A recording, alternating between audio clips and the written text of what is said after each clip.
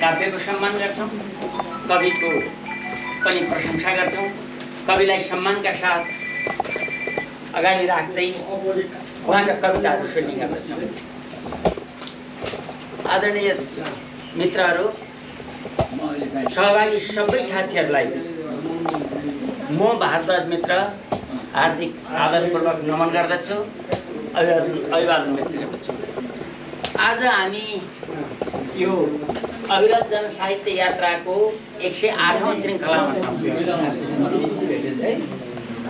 हाम्रो हिमाली सभ्यता र संस्कृतिले यो 108 नम्बरलाई अत्यन्तै पवित्र भन्छ, राम्रो भन्दछ।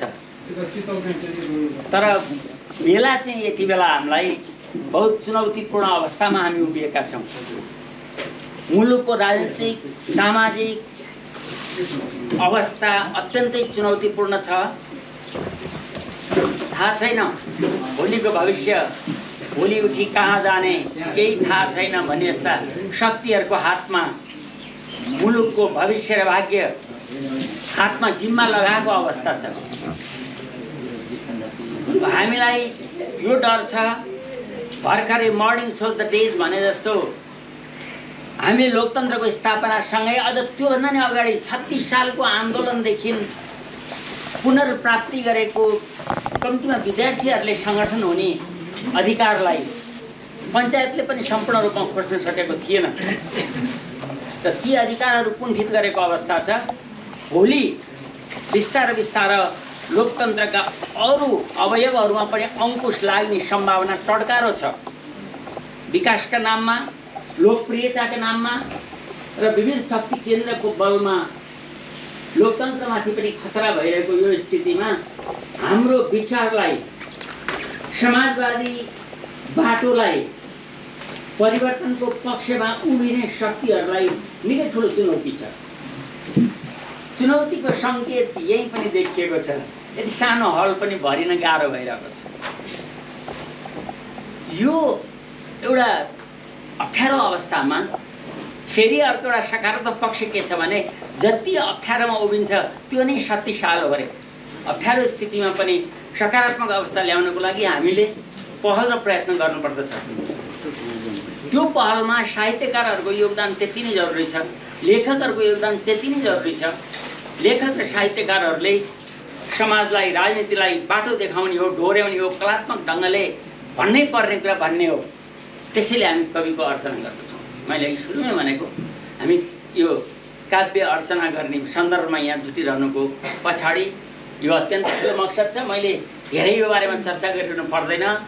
हामी 108औं श्रृङ्खलामा पुगिसकेका छौँ अविरल जनसाहित्य यात्राको। र आज हामीसँग कवि, नायक, प्राध्यापक, सहप्राध्यापक सावित्री श्रेष्ठ हाम्रो माझमा हुनुहुन्छ।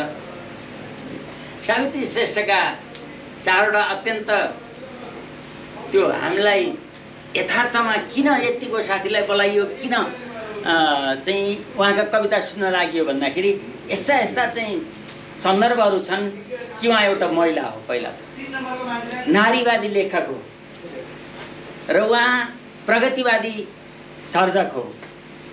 दोस्रो कुरो, उहाँ प्राध्यापनको क्षेत्रमा आफ्नो जीवन अर्पण गरेको लामो समय काम गरेको व्यक्तित्व हुनुहुन्छ, अर्थशास्त्रको प्राध्यापक हुनुहुन्छ। अर्को, यहाँहरूलाई सबैले थाहा नपाएको हुनसक्छ, उहाँले नेपालमा अत्यन्त दलितका पनि दलित भनिएका पोडे नामको जातिहरूको सन्दर्भमा उहाँले विद्यावारिधि गर्नुभएको। यो आफैमा हामी प्रगतिशीलहरूले, प्रगतिवादीहरूले सम्मान गर्नुपर्ने सवाल हो। अर्को एउटा सवाल हुन त त्यही नै सवाल त्यति धेरै ठुलो होइन, उहाँ एकल महिला भएरै सङ्घर्ष गर्दै रहनु भएको अवस्थामा पनि हुनुहुन्छ। यसले गर्दा हामीले उहाँलाई हामीसँग हाम्रो केन्द्रीय सदस्य रहँदै पनि उहाँलाई हामीले प्रस्तुत गर्न चाह्यौँ, उहाँ योग्य पात्र हो भनेर। अब उहाँका कविता कस्ता हुन्छन्, कविताको बारेमा चर्चा गर्ने विद्वान व्यक्तित्वहरूले भन्नुहुने नै छ। कार्यक्रमबाट हामी उहाँलाई सुन्नेछौँ। अहिले म यति मात्रै भनिराखेर कार्यक्रम प्रारम्भ गर्न अनुमति माग्दछु। कार्यक्रमको प्रारम्भमा प्रमुख अतिथि प्राध्यापक डाक्टर विदुर चालिसेज्यूलाई म मञ्चमा आमन्त्रण गर्दछु। त्यस्तै आजका कवि, नायक, सहप्राध्यापक सावित्री श्रेष्ठज्यूलाई यता मञ्चमा आमन्त्रण गर्दछु। जोडी नै राख्ने गरेको थियो मैले अघि नै भने त्यो सम्भव छैन हाम्रो थोरै मेचले पनि बोल्नेवाला छ त्यसपछि हाम्रो आजको कार्यक्रममा विशेष अतिथिका रूपमा दुईजना व्यक्तित्व हाम्रो माझमा हुनुहुन्छ हाम्रो कार्यक्रमको मलाई राम्रै थाहा छ कसरी हाम्रो अध्यक्ष स्वागत पनि गर्नुहुन्छ उहाँ अघि बेला आउनुहुन्छ हजुर म्यापको सहप्राध्यापक भन्नुभयो प्राध्यापकै हो नि उहाँले मलाई सहप्राध्यापक लेखेर दिनुभएको छ प्राध्यापक भनिकन यहाँ टाढा नै लेखेर ल्याएको तर उहाँले मलाई सिक्किम पठाउँदा सहप्राध्यापकको पठाउनु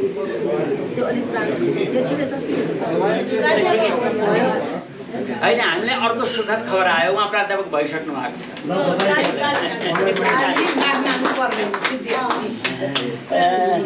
अर्को मैले हाम्रा पूर्व अध्यक्ष र सल्लाहकार यहाँ एउटै मात्रै उपस्थित हुनुभएका सल्लाहकार रामविनयज्यूलाई विशेष अतिथिको रूपमा त्यही आसन ग्रहण गर्न अनुरोध गर्दछु त्यस्तै हाम्रा जनसांस्कृतिक महासङ्घका उपाध्यक्ष र हाम्रा पूर्व उपाध्यक्ष नमुना शर्मा हुनुहुन्छ उहाँलाई पनि त्यही आसन एउटा नयाँ चलन चलाउन लाग्यो मञ्चभरि धेरै मान्छे राख्ने त्यति राम्रो होइन विदेशमा पनि त्यो चलन छैन सम्मान गर्ने हो र अन्य सम्मानित व्यक्तित्व पनि हुनुहुन्छ म पछि नाम लिनेछु अहिलेलाई हाम्रो अध्यक्षज्यूलाई विशेष जिम्मेवारी भएको हुनाले आजको कार्यक्रमको सभाध्यक्षता गर्नको लागि यहाँ आउँदै गर्दा कविजीलाई माल्यार्पण गरेर स्वागत मन्तव्य दिएर अनि सभापतित्व गर्न अनुरोध गर्दछु नर्मदेश्वरी सत्य म पनि टिचर परेँ त्यसै गर्छु म एक मुष्ट अभिवादन गर्छु र मैले यहाँहरूलाई स्वागत गर्छु कार्यक्रमका प्रमुख अतिथिज्यू एवं आजका समीक्षज्यू कवि नायकज्यू र हाम्रा विशेष अतिथिज्यूहरू र यहाँ सम्पूर्ण हाम्रो निमन्त्रणालाई स्वीकार गरेर उपस्थित हुनुभएका सम्पूर्ण व्यक्तित्वहरूलाई एकमुष्ट अभिवादन गर्छु र आज बाल साहित्यकारको पनि उपस्थिति छ नानुलाई पनि नमस्ते अब आज हामी 83 सालमा उभिएका छौँ अलिकति हामीले हाम्रो संस्थाले 82 सालमा के गर्यो अनि 83 सालमा आइपुग्दाखेरि के छ संक्षिप्त रूपमा मैले यहाँहरू समक्ष राख्छु र सर्वप्रथम त म यहाँहरूलाई पुनः संस्थाको तर्फबाट र मेरो व्यक्तिगत तर्फबाट स्वागत गर्न चाहन्छु किनभने यहाँहरूले सुझाव दिँदा यहाँहरूले सुनिदिँदा यहाँहरूले सुझाव दिँदा हामीलाई झकझक्याउँदा हामीले गति लिने यहाँले हामीलाई चाहिँ प्रेरणा दिइरहनु भएको छ झन् म भइसकेपछि त यहाँ पूर्व अध्यक्ष पनि हुनुहुन्छ अघि हामीले विशेष अतिथि भन्यौँ उहाँ हुँदा र अहिले नहुँदा के भइरहेको छ उहाँले पनि सुझाव दिनुहुन्छ त्यति दिँदै पनि यहाँहरूका सुझावहरू हामीले 82 सालमा सबै पुरा गर्न नसकेको अवस्था पनि छ किनभने देशको परिस्थितिलाई यहाँले पनि बुझिदिनु भएको छ त्यति हुँदै पनि हामीले 2063 सालदेखि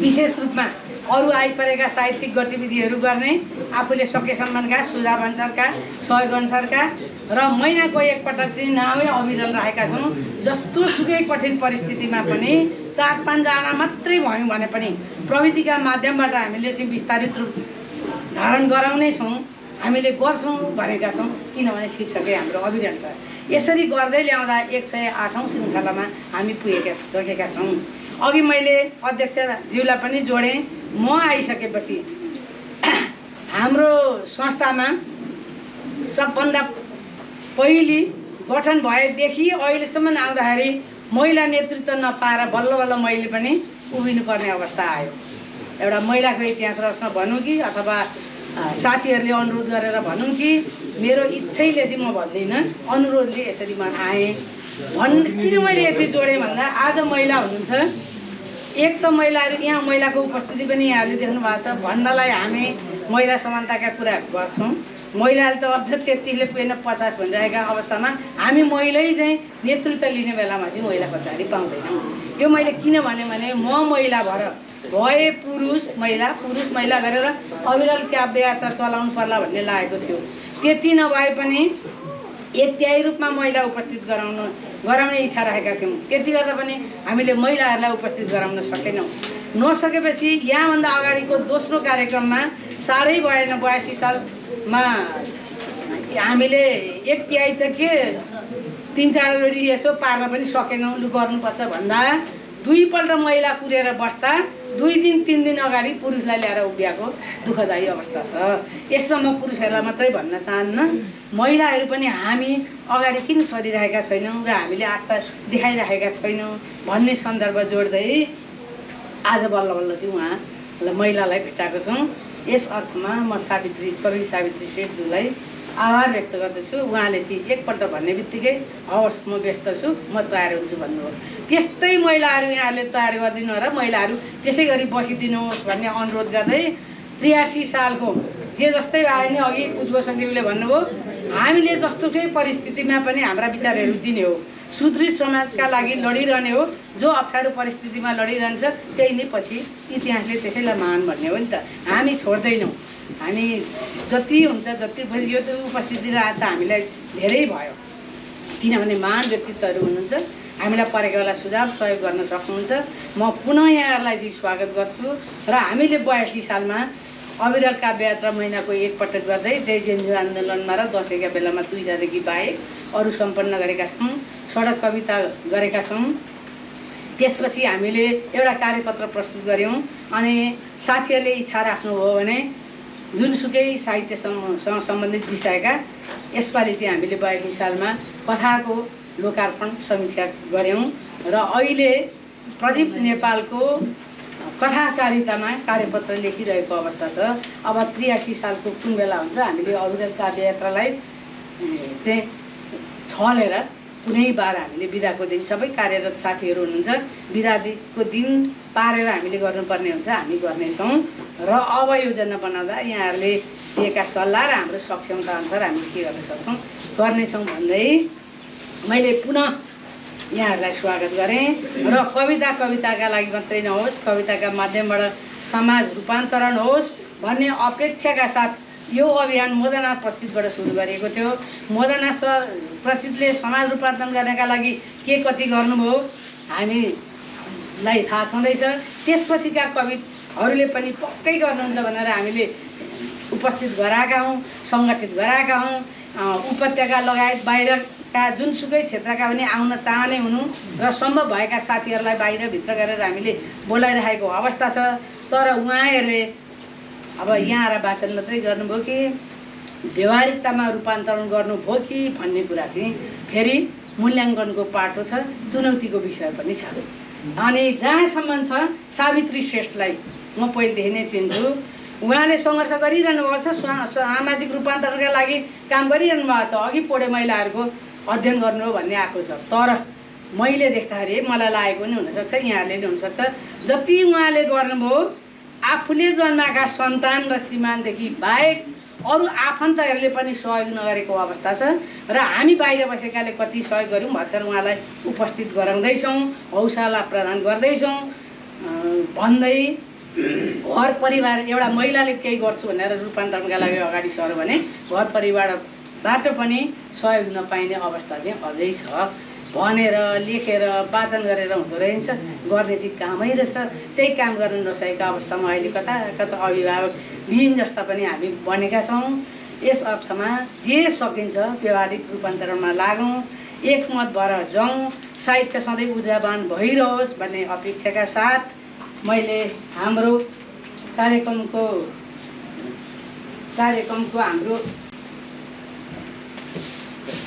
उद्देश्य अनुसार कवि नायकलाई माल्यार्पण गर्ने चलन छ। आजको कार्यक्रम उहाँ भएकाले नै हामी यति उपस्थित भएका हौँ। मैले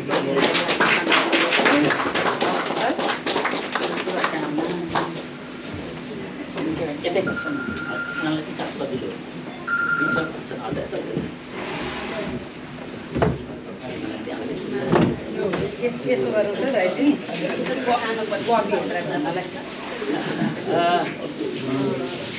मैले यो कार्यक्रमको पूर्ण औपचारिक प्रारम्भ भएको जानकारी निवेदन गरेँ।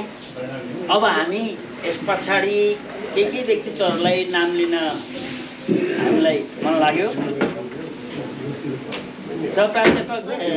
प्राध्यापक सावित्री श्रेष्ठज्यूलाई सघाउन भनेर उहाँका कविताहरू वाचन गर्न भनेर आउनुभएको छ साथी राजन नेउपाने, एकपटक परिचय दिउँ। गीता अर्याल, स्वर्णिमा श्रेष्ठ, शान्ति पौडेल र कविराज योगराज राजन। यहाँहरू सबैलाई योगराज होइन, योगाराज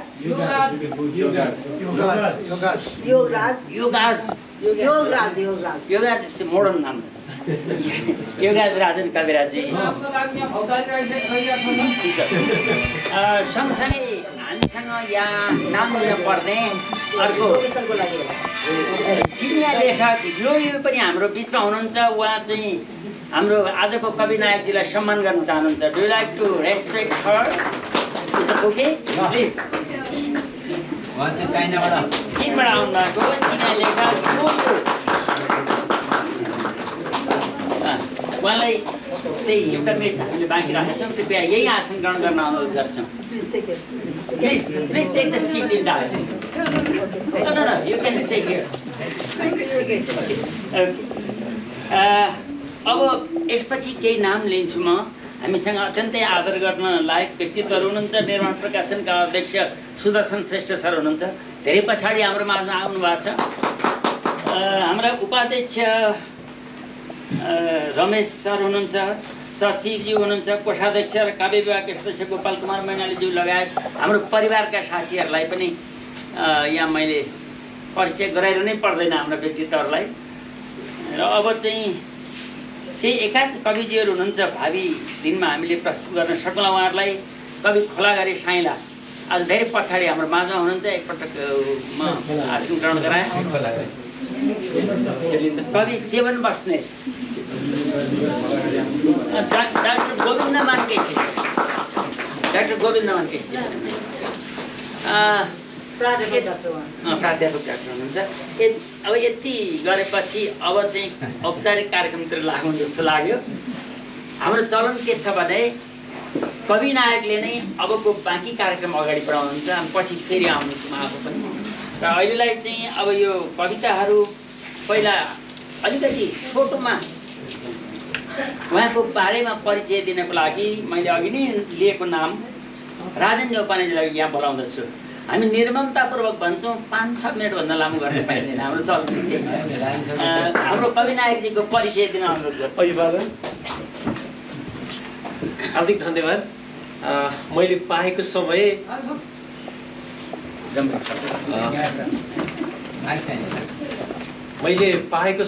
जम्मा 5-6 मिनट, त्यो पनि निर्ममतापूर्वक यसरी भन्नुभएको छ उत्कर्षज्यूले। म आदरणीय दाजुलाई हार्दिक नमन गर्दै आजको कवि नायक प्रमुख अतिथिज्यू, अध्यक्षज्यू लगायत उपस्थित रहनुभएका मेरो अगाडि मैले देखेका सम्पूर्ण मैले सम्मान गर्नुपर्ने नेपाली साहित्यका अनि प्रगतिशील धारका र समाज परिवर्तनका योग्य मानिएका प्रेरक व्यक्तित्वहरू सबैप्रति हार्दिक अभिवादन व्यक्त गर्दछु। मैले धेरै औपचारिकतातर्फ म गइनँ, किनभनेदेखि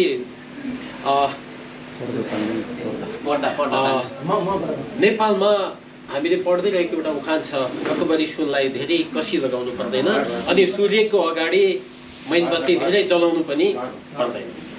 त्यसकारण प्राध्यापक डाक्टर सावित्री श्रेष्ठ आफै समाज रूपान्तरणको लागि, सामाजिक अभियानको लागि र गतिविधिको लागि उदाहरणीय र प्रेरक व्यक्तित्व बनेर नै सायद यो अविरल जनसाहित्य यात्राको 108औं श्रृङ्खलामा योग्य मानिनु भएको होला। यानि कि यो ठाउँसम्म विज्ञ र बौद्धिकताहरूको छनौटबाट यहाँ आइपुग्ने व्यक्तित्वहरू हुने हुनाले मलाई पनि आशा छ मैले भन्ने चिजहरू भन्दा पनि अझ बढी, अझ धेरै कुशलता, बौद्धिकता, क्षमता, प्रेरणा र सामाजिक अभियानमा डाक्टर सावित्री श्रेष्ठज्यूले कार्य गर्नुभएको छ। त्यसकारण तैपनि यो ठाउँमा उभिएपछि अलिकति औपचारिक हुनुपर्ने कारणले गर्दा म उहाँको विषयमा अलिकति पारिवारिक पृष्ठभूमितर्फ अगाडि बढ्छु। उहाँ काठमाडौँको जिया महलमा जन्मिनु भएको थियो। उहाँका पिता मुक्तिनाथ श्रेष्ठ र माता मिलनदेवी श्रेष्ठ यो दुईजनाको सुपुत्री प्राध्यापक डाक्टर सावित्री श्रेष्ठ उहाँको पिता माता चाहिँ नेपालगञ्जमा एउटा प्रतिष्ठित परिवारको रूपमा जहाँ सबैभन्दा पहिला स्टार होटल सञ्चालन गर्ने, व्यवसाय सञ्चालन गर्ने र टाइपिङ स्कुल त्यति बेला टाइपिङ स्कुल सञ्चालन गरेर सामाजिक र आर्थिक रूपान्तरणमा समाजलाई अग्रगतिमा लाने एउटा अभिभावकको रूपमा प्रेरक व्यक्तित्वको रूपमा चिनिनु भएको थियो। त्यस्तै उहाँका दाजु डाक्टर केदारनाथ श्रेष्ठ हुनुहुन्छ, बहिनीहरू सुशीला श्रेष्ठ जो आफै स्वास्थ्य कर्मी हुनुहुन्छ, शान्ति प्रधान ब्युटिसियन हुनुहुन्छ, विद्या मानन्दर इन्जिनियर हुनुहुन्छ अनि बिना बजाचारी ब्युटिसियन हुनुहुन्छ। यी कुरा त उहाँको पारिवारिक पृष्ठभूमिभित्र, तर उहाँ अहिले जुन घरमा, जुन समाजमा, जुन परिवेशमा रहनुहुन्छ त्यो ठाउँमा भने उहाँका कृतिशेष हुनुभएका हाम्रो अत्यन्त आदरणीय व्यक्तित्व नेपाली साहित्य प्राध्यापन क्षेत्र र विश्वविद्यालय स्थापनार्थ र बौद्धिकताभित्र निकै नै चर्चित र सरलताको प्रतीकको रूपमा चिनिनु भएका आदरणीय व्यक्तित्व प्राध्यापक सिद्धेश्वर मानश्रेष्ठ उहाँका श्रीमान। त उहाँका एक सुपुत्र एक सुपुत्री, उहाँको छोरी स्वर्णिमा मैले अगाडि देखिरहेको छु, स्वर्णिमा श्रेष्ठ जो अन्तर्राष्ट्रिय ज्ञान र सञ्चार विज्ञको रूपमा विशेषज्ञको रूपमा क्रियाशील हुनुहुन्छ। उहाँको छोरा अहिले यहीँ देखिरहेको छु मैले स्पन्दन श्रेष्ठ प्रविधि विज्ञको रूपमा काम गरिराख्नु भएको छ। यसरी एउटा बौद्धिक कुलबाट, बौद्धिक घरानाबाट अगाडि आएको काठमाडौँ जस्तो शक्ति सम्पन्न त्यो बेलाको एउटा अहिले पनि र त्यो बेला त झनै सम्पन्न सहरमा जन्म भएको व्यक्तित्वको जीवनशैली पनि निकै कठिन, निकै प्रेरणादायी र नेपाली महिलाको मात्रै होइन पिछडिएका जाति वर्ग र क्षेत्रको लागि चाहिँ एउटा प्रेरणाको स्रोतको रूपमा इन्स्पायरेबल व्यक्तिको रूपमा उहाँ उभिनुभयो। त्यसैले पनि आज प्राध्यापक डाक्टर सावित्री श्रेष्ठ साँच्चै नै क्रियाशील भएर नेपाली समाजमा अगाडि लागिराख्नु भएको छ। म दुईटा प्रसङ्ग मात्रै जोड्छु। उहाँको बायोडाटा मैले वाचन गर्नुभन्दा अगाडि म जोड्न चाहन्छु। उहाँलाई मैले चिनेको कति भयो, तपाईँहरूभन्दा कम भयो, तर मैले यति धेरै उहाँमा बुझ्ने मौका पाएँ कि उहाँ वास्तवमै नेपाली समाजको रियालिटी व्यक्तित्व जसले सङ्घर्षलाई चाहिँ जीवनसँग दाँजेर होइन, अरूको जीवनसँग हेरेर होइन, आफै गरेर देखाउनु भयो। म उदाहरण दिन्छु। उहाँ त्यति बेला 9 वर्षको हुनुहुन्थ्यो। उहाँको जीवनशैली कसरी सुरु भयो भन्ने कुरा म तपाईँलाई बताउँछु। 9 वर्षको जीवनमा औपचारिक शिक्षा उहाँले सुरु गर्नुभएको थियो। आफ्नै कमाइले, आफैले कमाएको पैसाबाट विद्यालय भाडा गरेर, जति बेला 2-3 रुपैयाँ मात्रै विद्यालय फी लाग्थ्यो, त्यो पैसा उहाँलाई परिवारबाट उपलब्ध गराइएन, उहाँको माता पिताले दिनु भएन। उहाँले आफ्नै आमाले कहीँ काम गर्नुहुन्थ्यो, त्यो कुरो मलाई थाहा भएर पनि मैले यहाँ भनिनँ, केही घरआइसी कामहरू गर्नुहुन्थ्यो, त्यो काम गरेको ठाउँमा आमाको आँखा छलेर लुकिकन त्यो 2-3 रुपियाँ पैसा जम्मा गरेर उहाँ चाहिँ यो स्कुल भर्ना हुनुभयो। त्यो पनि त्यसरी स्कुलमा जम्मा भर्ना हुँदाखेरि चाहिँ 9 वर्षको उमेर थियो उहाँको। 3-4 रुपियाँ पैसा जम्मा गरेर उहाँ विद्योदय प्रावि झुछे जुन बसन्तपुरको अलिकति भित्र छ यहाँनिर, त्यहाँ उहाँ भर्ना हुनुभयो। त्यो विद्यालयमा उहाँले एकैचोटि 3 क्लासमा उहाँ भर्ना हुनुभएको थियो। 3 र 4 मा नै उहाँ प्रथम हुनुभयो। त्यसपछि त्यहाँबाट 5 कक्षा नपढिकन 6 कक्षा चाहिँ उहाँले नेपाल आदर्श मावि गणबहालमा भर्ना हुनुभयो। त्यहाँ 10 क्लाससम्मै उहाँ चाहिँ प्रथम भएर जानुभयो। कहिले पनि उहाँ दोस्रो हुनु भएन। कक्षागत परीक्षा होस् कि अथवा कविता होस्, खेलकुद होस्, अतिरिक्त गतिविधि होस्, सबै ठाउँमा उहाँको प्रथम भूमिका रह्यो। तर एउटा अर्को ब्याक साइड पाटो पनि छ, उहाँ म्याथमा अलि अल्छे हुनुहुन्थ्यो, जसको कारण त्यहाँ त्यो विद्यालयले चाहिँ म्याथका रेसहरू गर्दो रहेछ। त्यसमा चाहिँ उहाँ भाग लिनुहुन्न थियो, कहिले पनि उहाँले भाग लिनु भएन मैले पाएको जानकारीमा। यसरी यो अवस्थालाई उहाँले पार गर्दै जाँदाखेरि उहाँ क्लासको मोनिटर पनि हुनुहुन्थ्यो। त्यो बेलादेखि नै लिडरसिप त उहाँले सिक्दै आउनुभएको रहेछ है त। अनि त्यसपछि घरको जिम्मेवारी पनि फेरि उहाँमै थियो। उहाँका 3टी बहिनी त्यति बेला, पछि त 4वटी। त्यो बेला 3टी बहिनीको स्याहार सम्हार गर्ने, विद्यालय पढ्ने, त्यो बेलाको 9-10 वर्षको बच्चा, यो सबै भूमिकाहरू उहाँले निर्वाह गर्दै गइसकेपछि जीवनलाई नयाँ मोडबाट कसरी लान सक्यो त भन्ने कुरा उहाँको सुरुवाती अवस्थाबाट पनि हामीले जानकारी पायौँ। त्यसपछि म अर्को प्रसङ्ग पनि जोड्छु। त्यो प्रसङ्ग नेपालमा धेरैले हामीले सुनेका छौँ, छोरीलाई दाइजो दिएको, उपहार दिएको, घर छोरीको नाममा गरिदिएको आदि कुरा हामीले धेरै सुनेका छौँ। तर प्राध्यापक डाक्टर सावित्री श्रेष्ठ मात्र एउटा यस्तो महिला हुनुहुन्छ आजसम्म हामीले पाएको जानकारी अनुसार, सायद यो वैधानिक तथ्याङ्क नै हो भन्नेमा म प्रश्न छु। हेर्न सकिन्छ हैन, त्यो के त भन्दाखेरि आफ्नो स्व आर्जनको कमाइबाट आफ्नो छोरीलाई अंश दिने नेपाली महिला पहिलो मात्रै होइन, आजको दिनसम्म सायद अन्तिम पनि उहाँ नै हुनुभएको छ। गर्वको विषय लाग्छ। अहिले धेरै समयपछि त छोरी अंश पाउने कानुन आयो, तर त्यति बेला मलाई जानकारी भएसम्म उहाँले छोरीलाई अंश दिइरहँदाखेरि उहाँलाई सम्बन्धित विभागका कर्मचारीहरूले, सम्बन्धित फाँडका कर्मचारीहरूले समेत मानिरहेका थिएनन्। निकै बलबुता प्रयोग गरेर उहाँले आफ्नो सम्पत्ति चाहिँ आफ्नो छोरीलाई दिनुभएको थियो। त्यो सम्पत्ति फेरि ज्ञात रहोस्, त्यो सम्पत्ति उहाँको पिता पुर्खाबाट आर्जेको अथवा आफ्नो कर्म घरबाट प्राप्त भएको भने थिएन। उहाँको स्व आर्जनको सम्पत्ति आफ्नो छोरीलाई अंश दिने पहिलो महिला पनि उहाँ हुनुहुन्थ्यो। यसरी यी के यस्ता विषयवस्तुहरू छन्। र अर्को विषयवस्तु पनि छ, नेपालको फाइनेन्सियल सेक्टरमा नेपाल बैंक लिमिटेड, जुन चाहिँ मलाई लाग्छ 1994 मा स्थापना भएको होला है। 1994 मा स्थापना भएको नेपालको पहिलो commercial bank Nepal bank limited, त्यो नेपाल बैंक लिमिटेडको सञ्चालक समितिको महिला सदस्य, उहाँ पहिलो महिला सदस्य हुनुहुन्छ। यस अर्थले पनि उहाँ एउटा कस्तो धारको व्यक्ति। सँगसँगै जब उहाँले आफ्नो पिएचडी सक्नुभयो, अध्ययन सक्नुभयो, अध्ययन सक्ने बित्तिकै उहाँ पाटन मल्टिपल कलेजमा प्राध्यापन सुरु गर्नुभयो, तुलसी विज्ञको रूपमा काम गर्नुभयो।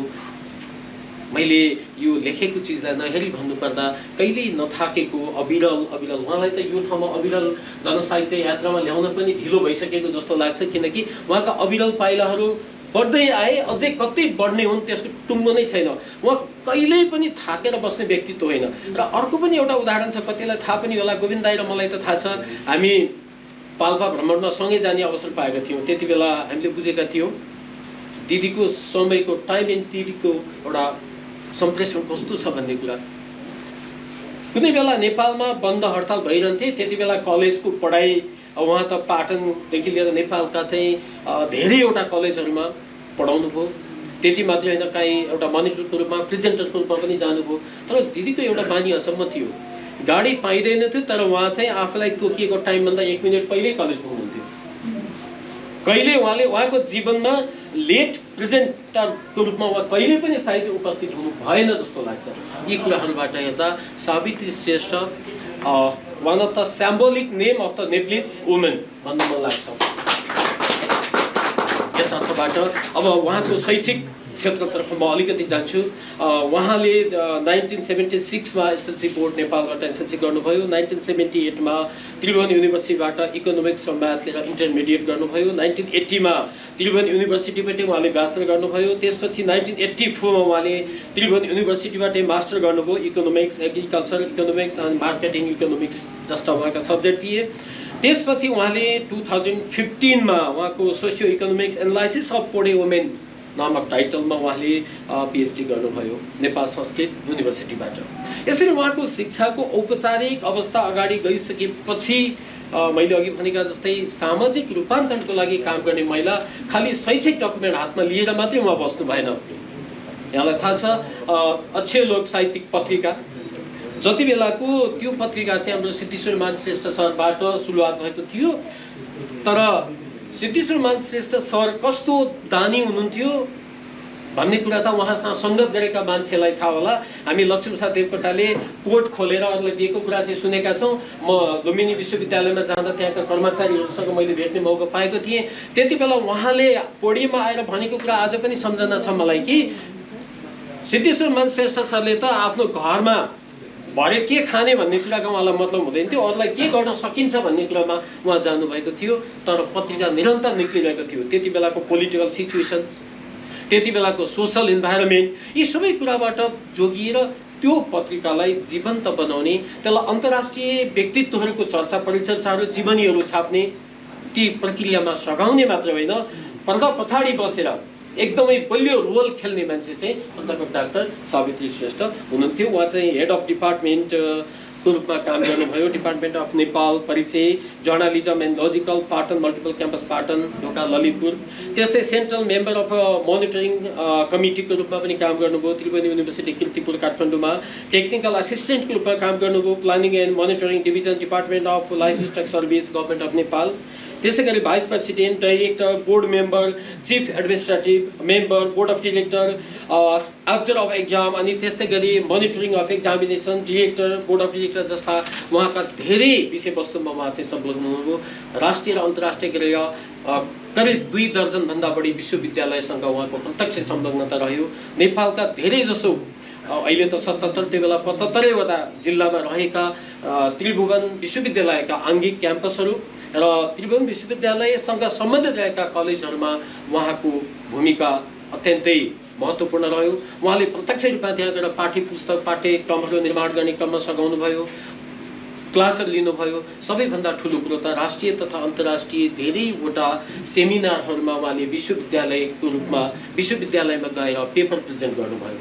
उहाँको पेपर प्रेजेन्टेसन चाहिँ पिछडिएको जाति, वर्ग, क्षेत्र मात्र नभएर इन्स्पायरेबल टार्गेटसँग हुने गर्थ्यो। जहिले पनि उहाँले अब के हुन्छ, अब के गर्नुपर्छ, हामी चाहिँ जहिले पनि समस्या मात्रै क्रिएट गर्छौँ नि, प्रब्लम यो छ भन्छौँ, तर वाट आर द सोल्युसन भन्दाखेरि देयर इज नो एन्सर भने जस्तै हुन्थ्यो। तर उहाँको कार्यपत्रमा चाहिँ ती कुराहरू खुलेका हुन्थे कि प्रब्लम यो छ र सोल्युसन पनि यस्तो हुनसक्छ भन्ने कुराहरू आउँथे। यसरी उहाँले राष्ट्रिय अन्तर्राष्ट्रिय रूपमा धेरै ठाउँमा उहाँले कन्फरेन्सहरूमा भाग लिनुभयो, वर्कसपहरूमा भाग लिनुभयो, सेमिनारहरूमा भाग लिनुभयो। अब मैले यहाँ भनिरहँदाखेरि लगभग आधी घन्टामा नसकिने उहाँका पेपर प्रेजेन्टका यहाँ चिजहरू मलाई उपलब्ध भएका छन् होइन। अब यो सबै मलाई दिएको समय लगभग सकिन पनि लागिसकेको होला। उहाँले आफूले पढाएका सकिसकेको छ। उहाँले पढाएका कलेजहरूमा 31वटा कलेजहरूको यहाँ मलाई नाम छ र अहिले पनि उहाँ चाहिँ हाल पनि कोटेश्वर बहुमुखी कलेजको बोर्ड मेम्बरको रूपमा हुनुहुन्छ। त्यसै गरी कोटेश्वर बहुमुखी क्याम्पसमा त्यहाँबाट सरस्वती मावि कोटेश्वरको पनि उहाँ चाहिँ सञ्चालक समितिमा काम गर्नुभएको छ। विभिन्न सामाजिक सङ्घ संस्थामा आबद्ध हुनुहुन्छ। यसरी प्राध्यापक डाक्टर सावित्री श्रेष्ठले गरेका योगदानहरू समाजलाई बदल्ने मात्र होइन, समाजलाई उत्थान गर्ने, अगाडि ल्याउने काममा पनि लागु भएका छन्। र आज चाहिँ म अब मात्रै अलिकति थोरै समय कवि नायक प्राध्यापक डाक्टर सावित्री श्रेष्ठको साहित्यिक चर्चातर्फ अलिकति जान्छु। उहाँको साहित्यिक कृतिहरू आज हामी कविता पनि वाचन गर्दैछौँ। एकै शब्दमा भन्नुपर्दा उहाँका अघि हामीले भन्नुभयो जस्तै कविताको लागि मात्रै छैनन्, ती कविताभित्र दुःख र पीडाका पहाडहरू फुटालेर, प्रेरणाका मकैहरू उमारेर अनि उत्पीडित भएका जाति, वर्ग र क्षेत्रलाई फसल खुवाउन सक्ने, जीवन दिन सक्ने प्रेरणादायी विषयवस्तुभित्र उहाँको साहित्य अगाडि बढिरहेको छ। यति भन्दै बिदा हुन्छु। नमस्कार, धन्यवाद। धन्यवाद सर। हामीलाई थाहा नभएका धेरै कुरा ल्याइदिनु भयो। अझै साहित्यिक क्षेत्रको चाहिँ पहिचान उहाँको कविताहरूमा मात्रै हुनुभयो। हामीलाई यहाँले त्यति अगाडि ल्याइदिनु सक्नु भएन। हामी त्यही अपेक्षा राख्दछौँ। यहाँ अब यो कार्यक्रम सञ्चालन गर्नलाई म कवि नायकज्यूलाई अनुरोध गर्दछु र छोटोमा, धेरै लामो नगइकन छोटोमा यो कविताको भावभूमि कुन पृष्ठभूमिमा यो कविता आयो भनेर हरेक कविताको छोटो चर्चा गर्दै अनि कविता पाठन गर्नु। एकदम धेरै धन्यवाद। राष्ट्रिय जनसाहित्यिक सङ्घ नेपाल र अविरल जनसाहित्य यात्रा यसलाई होइन, यसले र यसको अध्यक्ष हाम्रो नरवेश्वरी सत्याल दिदी, यहाँहरूले गर्नुभएको कृष्ण सुवेदी सर, यहाँहरूले गरिराख्नु भएको, मलाई दिनुभएको यो अवसरको लागि अन्तर्मनदेखि म आभार प्रकट गर्छु। र यसमा यसको नियमै अनुसार होइन, यो के भन्दा कि 12वटा कविताहरू छन्। त्यो 12वटा कविताहरू वास्तवमा कविताकै कुरा गर्ने हो भने मैले जानेदेखि त्यो कविता हाम्रो राजन सरले भन्नुभयो नि 9 वर्षको उमेरमा होइन, त्यो 9 वर्षको उमेरमै होइन अक्षर पनि चिनी होइन, त्यो अक्षर मैले घरमै चिनेको हो होइन। मलाई मेरो दाइले चिनाइदिनु भयो। अन्य म चिनक्लासमा भन्न हुन सकेँ। मेरो आमा सानो उद्योग गर्नुहुन्थ्यो त्यति बेला घरमै। अनि के भन्दाखेरि अनि त्यति बेलादेखि नै कविताहरू लेख्दै गएको होइन। यो बाल कार्यक्रममा कविता लेखेँ। अनि त्यहाँ पहिलो पनि हुन्थेँ, त्यहाँ पनि पहिलो चाहिँ भएकै हो कि को भन्दा कोकम कार्यक्रम। अब म मात्र होइन, मैले मेरो बहिनीहरूको लागि पनि कविता लेखिदिएँ होइन। त्यो थुप्रै मान्छेको कविता लेखेको छु। उहाँहरू गएर भाषण गर्नुहुन्थ्यो र मेरो सङ्घर्ष सँगसँगै होइन म पनि कविता सँगसँगै हुर्केको हुँ र यहाँ भएको 12वटा कविता पनि एकदमै कविता लेख्छु म धुनधार बनाउँछु भनेर त्यो एकदम मिहिनेत गरेर लेखेको कविता कुनै पनि होइन होइन मलाई के लाग्छ नि म जन्मजात नै कवि टाइपको मान्छे हुँ होइन तर मिहिनेत गरेर जति छन् होइन यहाँ स्वर्णिमा श्रेष्ठ मेरो पहिलो चाहिँ के भन्दाखेरि कविताको पाठक पनि हो होइन भन्ने चाहिँ के भन्दाखेरि यो पुगेन मिहिनेत अलिकति मिहिनेत गरे हुने नि भनेर भने तर रिराइटिङ चाहिँ अब गर्नुपर्ने रहेछ होइन तर मैले त्यो गर्न चाहिँ अल्छी लाग्ने के रिराइट गरेर सत्ता त अर्को एउटा कविता लेख्छु नि जस्तो लाग्थ्यो त्यही समयमा होइन अनि त्यस्तो लाग्ने हो त्यसरी त्यो कविताहरू पनि फेरि यसमा पनि भएको कवितामा पनि मैले 20वटा कविता पठाइदिएको थिएँ होइन अनि 2टा चाहिँ मलाई मन परेको कविता 2टा चाहिँ भन्दा अब सबैको एउटै विचार हुँदैन नि होइन यो चाहिँ कमिटीले छानेको कविताहरू नै यहाँ छन् यसमा 12वटा कविताहरू मध्येमा यो चाहिँ के भने 7वटा यो वाचन गर्ने हाम्रा होइन यो वाचकहरू पनि 101 हुनुहुन्छ सबैजना आफैमा होइन आफ्नै परिचय भएको कविहरू नै हुनुहुन्छ अनि अब यसमा कविको के भन्दाखेरि त्यो व्याकरण पृष्ठभूमिसहित भन्नुभएको छ म पहिलो कविता चाहिँ म आफै वाचन गर्छु मेरी आमाका पीडाहरू यो अघि राजन सरले भन्नुभएको जस्तै मेरो आमा काठमाडौँमा जन्मी हुर्केको शान्ति निकुञ्जन स्कुलमा पढेको तर उहाँको चेतना कस्तो खालको थियो भन्दाखेरि अब उहाँले दिएको चेतना तत्कालीन समयमा होइन उहाँ 2000 सालमा जन्मनु भएको मान्छे होइन अनि के भन्दाखेरि उहाँको चेतनाले के भन्यो भनेदेखि छोरा मात्रैलाई अलिबर्दा सन्तान थाल्ने होइन छोरालाई मात्रै धेरै माया गर्ने होइन अब छोरीहरू चाहिँ त्यो छोराभन्दा दोस्रो श्रेणीको नागरिक हो जस्तो उहाँलाई लाग्ने अनि हामी छोरीहरूलाई पनि के लाग्ने भने हामी त साँच्चै नै दोस्रो श्रेणीकै हो नि त हाम्रो दाइ हो नि त विशेष मिठो खाने होइन हक भनेको त हामीले साँच्चै भन्यो भने मैले बिहाभन्दा अगाडि होइन त्यस्तो छोरा र छोरी ठ्याक्कै समान हुन्छ भन्ने कुरा थाहै पाएको थिएन लेख्थेँ बुझ्थेँ अब प्रगतिशील आन्दोलनमा हिँडेको पनि हो होइन तर आफ्नो घरको होइन आफ्नो घरमा चाहिँ त्यो दाइ नै ठुलो हो होइन उसैलाई मान्नुपर्छ मिठो उसैलाई खुवाउनुपर्छ सुविधा सबै उसैलाई दिनुपर्छ त्यो वातावरण हाम्रो घरमा थियो होइन मेरो आमाले पनि जानुभएको त्यही हो अब त्यो आमामा तर के भनेदेखि लास्टमा कतिसम्म भयो भन्दाखेरि त्यही आमा जब दाइको बिहा भयो हाम्रो पनि बिहा भइसकेपछि एक दिन आमाले होइन दाइलाई के भन्नुभएको थियो भने लास्टतिर यो एउटा पनि छोरी भएर जन्मेको भए नि मलाई आनन्दै हुन्थ्यो अरे के सबै होइन यो एउटा पनि छोरी भएर जन्मेको भए होइन आनन्दै हुन्थ्यो मलाई त्यो कुरा कहाँनिर आयो भने सम्पत्तिको कुरामा आएको हो कि अपार सम्पत्ति होइन हामी चाहिँ काठमाडौँको सम्पन्न परिवारको मान्छेहरू त्यो त भइहाल्यो त्यसमाथि पनि फेरि मेरो बुवाले थुप्रै कमाउनु भएको होइन अनि त्यो कुराहरूलाई लिएर मेरो आमाको मनमा गएको चाहिँ सबैलाई बराबरी बाँडिदिनु पाए अर्थात् छोरालाई आधा दिए पनि छोरीलाई पनि अलिअलि दिन पाए होइन त्यस्तो मेरो मनमा आएको कारणले गर्दा त्यो भन्नुभएको के उहाँले होइन यो एउटा पनि छोरी भएर जन्मेको भए त सबैलाई बराबर हुने भयो त्यो छोरा र छोरीमा त त्यो समान हुने कुरा भएन उहाँले जानुभयो 30 जनवरीमा मैले मेरी आमाका होइन पीडाहरू नामको कविता छोरीहरू सम्झँदै सम्झँदै आमाले सधैँको लागि आँखा बन्द गर्नुभयो छोरीहरू सम्झँदै सम्झँदै आमाले सधैँको लागि आँखा बन्द गर्नुभयो रहरहरू कति कति सपनाहरू कति कति आमाको अन्तिम दिनहरूमा छोरीहरूको खुसी बाहेक केही थिएन जन्मभर छोरीहरूको अर्थ बुझिएन छोरा छोरा भनिरहे जानेर नजानेर छोरीमाथि अन्याय थुपारिराखेँ अब गल्ती सुधार्छौँ आमा गल्ती सच्याउने राजमार्गमा हिँड्ने क्रममा बिचरी मेरी आमा मृत्यु मार्गमा पुग्नुभयो सोचेको जस्तो भएन जिन्दगी आमाको र छोरीहरूको पनि सबैभन्दा ठुलो छोरालाई सबैभन्दा सानो छोरीलाई भन्दा बढ्ता माया के हिसाब हो र माया बेहिसाब माया छोरालाई मायाको सगरमाथा मायाको समुद्र मायाको आगो मायाको हिउँ पनि सबै छोराकै पोल्टामा त्यही छोरा आमाको सबैभन्दा दुःखकै क्षणमा बुवा नभएपछि आमाले बुवा नभएपछि यो चाहिँ होइन सामन्ती संस्कार बोले यहाँ बुवा नभएपछि आमाले जे काम पनि मेरो अनुमतिमा गर्नुपर्छ सधैँको स्वतन्त्र आमा चकित के भन्छ यो पट्टि घुमेर रन्थनिएको बेहोस मन झल्यास हुन्छ आमालाई संसार खुम्चिएको महसुस हुन्छ विश्वासको एउटा स्नेहको सगरमाथा ढलेको महसुस हुन्छ कुनै कर्तव्य कहिले नदेख्ने छोरा आमामाथि कब्जा जमाउनु खोज्दैछ आफै निर्णय क्षमता नभएको छोरा जसको जेहेन्दारिता कुनै अनपढ मान्छेको खुट्टामुनि परिसकेको छ, उसलाई आमा होइन आमाको सम्पत्ति चाहिएको छ, घर जग्गा जमिन रुपियाँ पैसा सबै उसलाई लाग्छ छोरा भएर जन्मेकै कारण, उसलाई लाग्छ नि छोरा भएर जन्मेको कारण ती सबै उसको निजी पेवा हो, जुन पेवा आमा आफू खुसी चलाउने अधिकार राख्दैन। छोरालाई यस्तै लाग्छ। आमाका रोगहरूसँग ऊ कुनै सरोकार राख्दैन। आमाले छोरीलाई केही देलान् कि ठुलो ठुलो पीर छ।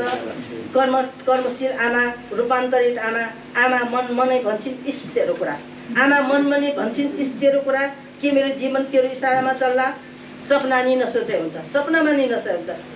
तर आमा केही हस्किन थालेकी छिन्। अनावश्यक बन्देजमा लकतान भएर पीडामाथि थपिएको अर्को उत्पीडन, आमाका सोचभन्दा पर पुगेको परिस्थिति। सुकुमारी आमा, सधैँको सुकुमारी, जुनसुकै परिस्थितिमा स्वतन्त्र आमा सहन सकिनन् यो नौलो बन्देज। अनि धलिन आमा कहिले नउठ्ने गरी। हस्, धन्यवाद। यो कविता पछि मैले कविराज योगराज राजनलाई आफ्नो कविता वाचनको लागि अनुरोध गरेँ। उहाँले यहाँ बसेर भाषण गर्नु।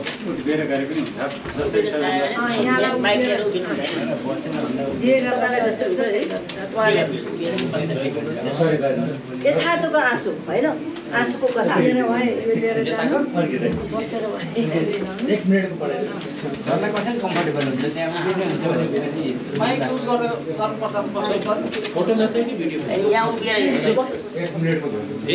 युज गर्न मन छ भने धेरै युज गर्नु मिल्छ, यता उभिएर युज गर्नु मिल्छ। यहाँ राख्नु पर्यो, स्ट्यान्डमा पनि राख्नु मिल्यो माथि यहाँ राख्दा नि मिल्छ। जसरी सजिलो लाग्छ त्यसरी।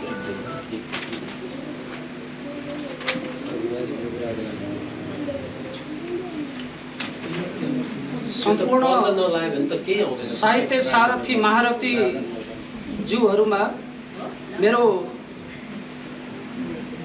हार्दिक अभिवादन, साहित्यिक नमन।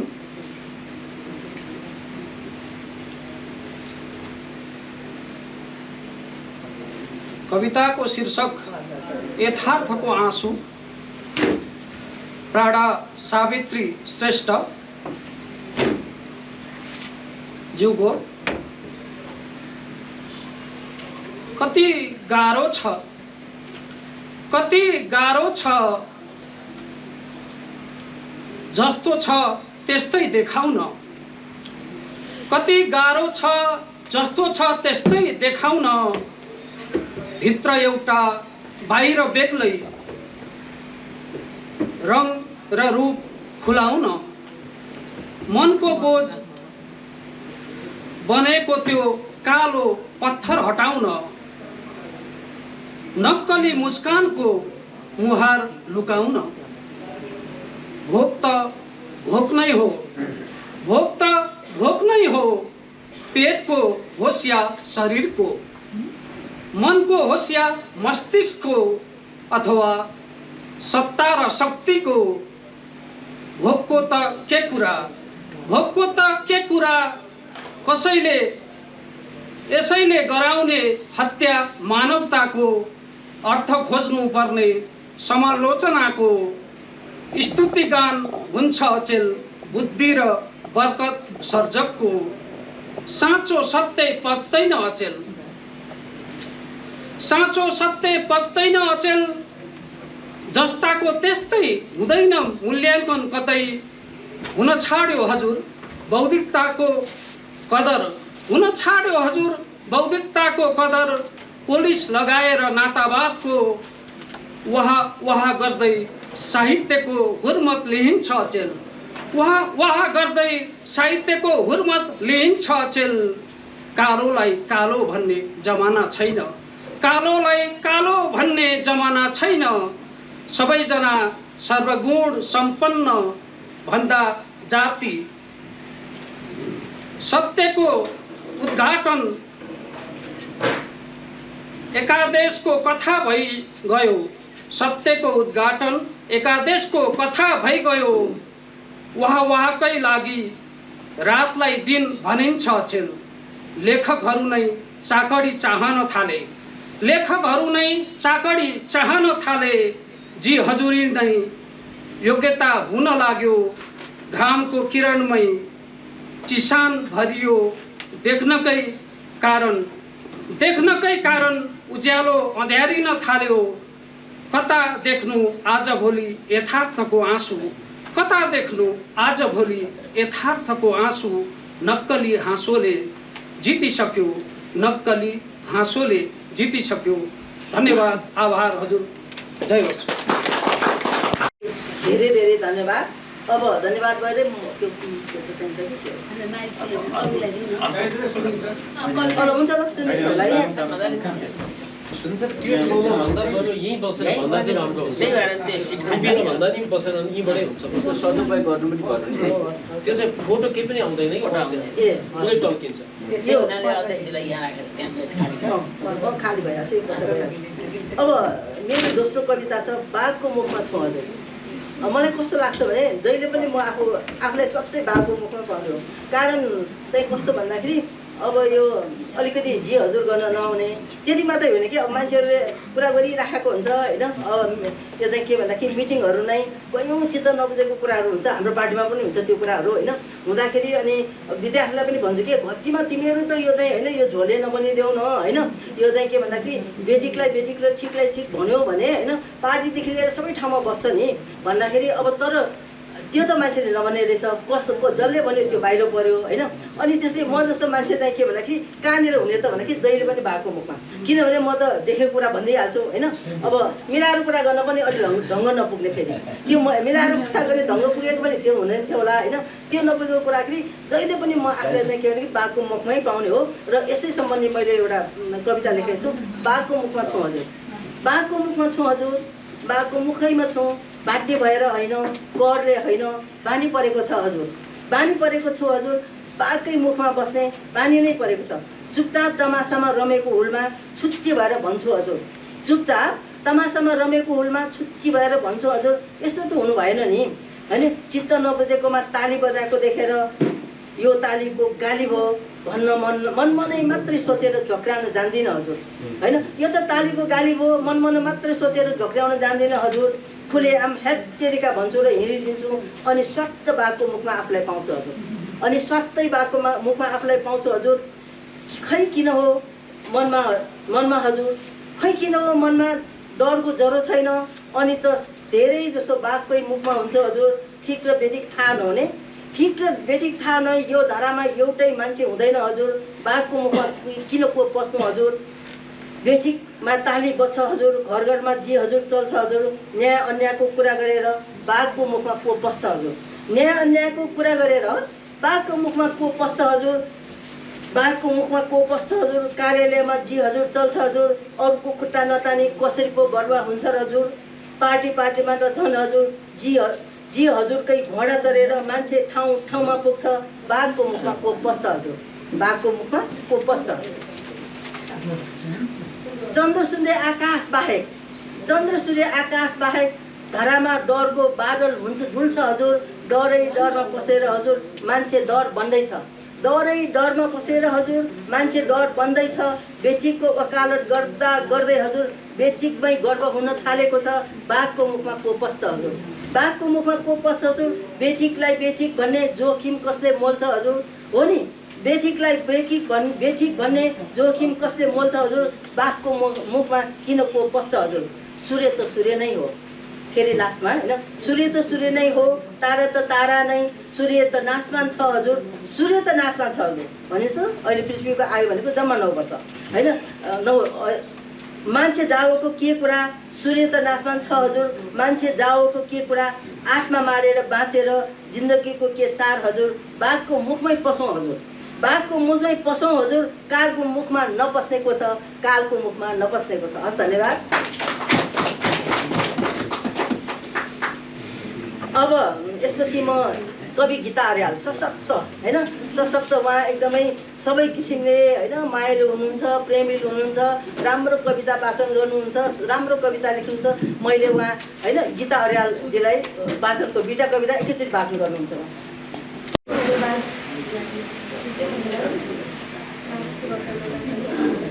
हार्दिक नमन सम्पूर्ण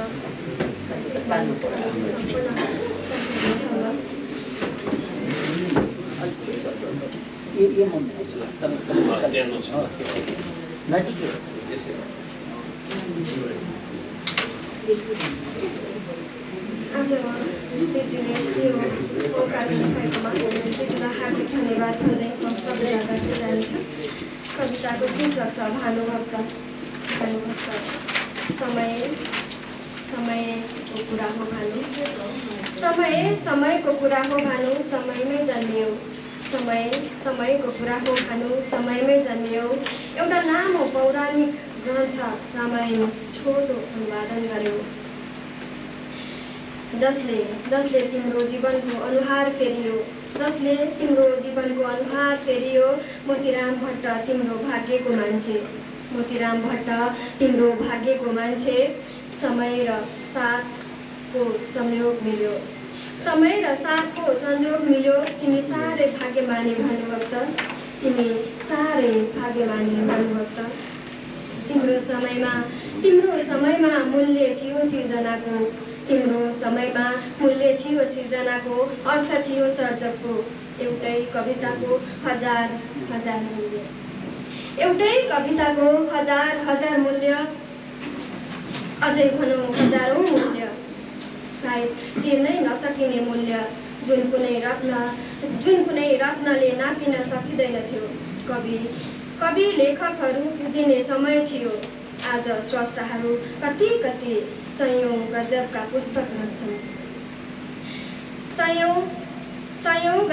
पुस्तक रच्छन्, सृजनाको बाढी ल्याउँछन्, उस्तै बन्न खोज्छन्। वासुदेव त्रिपाठी, पूर्वचन्द्र गौतम वा दयाराम श्रेष्ठ त्यस्तै भन्न रुचाउँछन्। शान्तदास मानन्धर वा मोती लक्ष्मी उपासिका। कोही कसैसँग दार्जिनुहुन्न,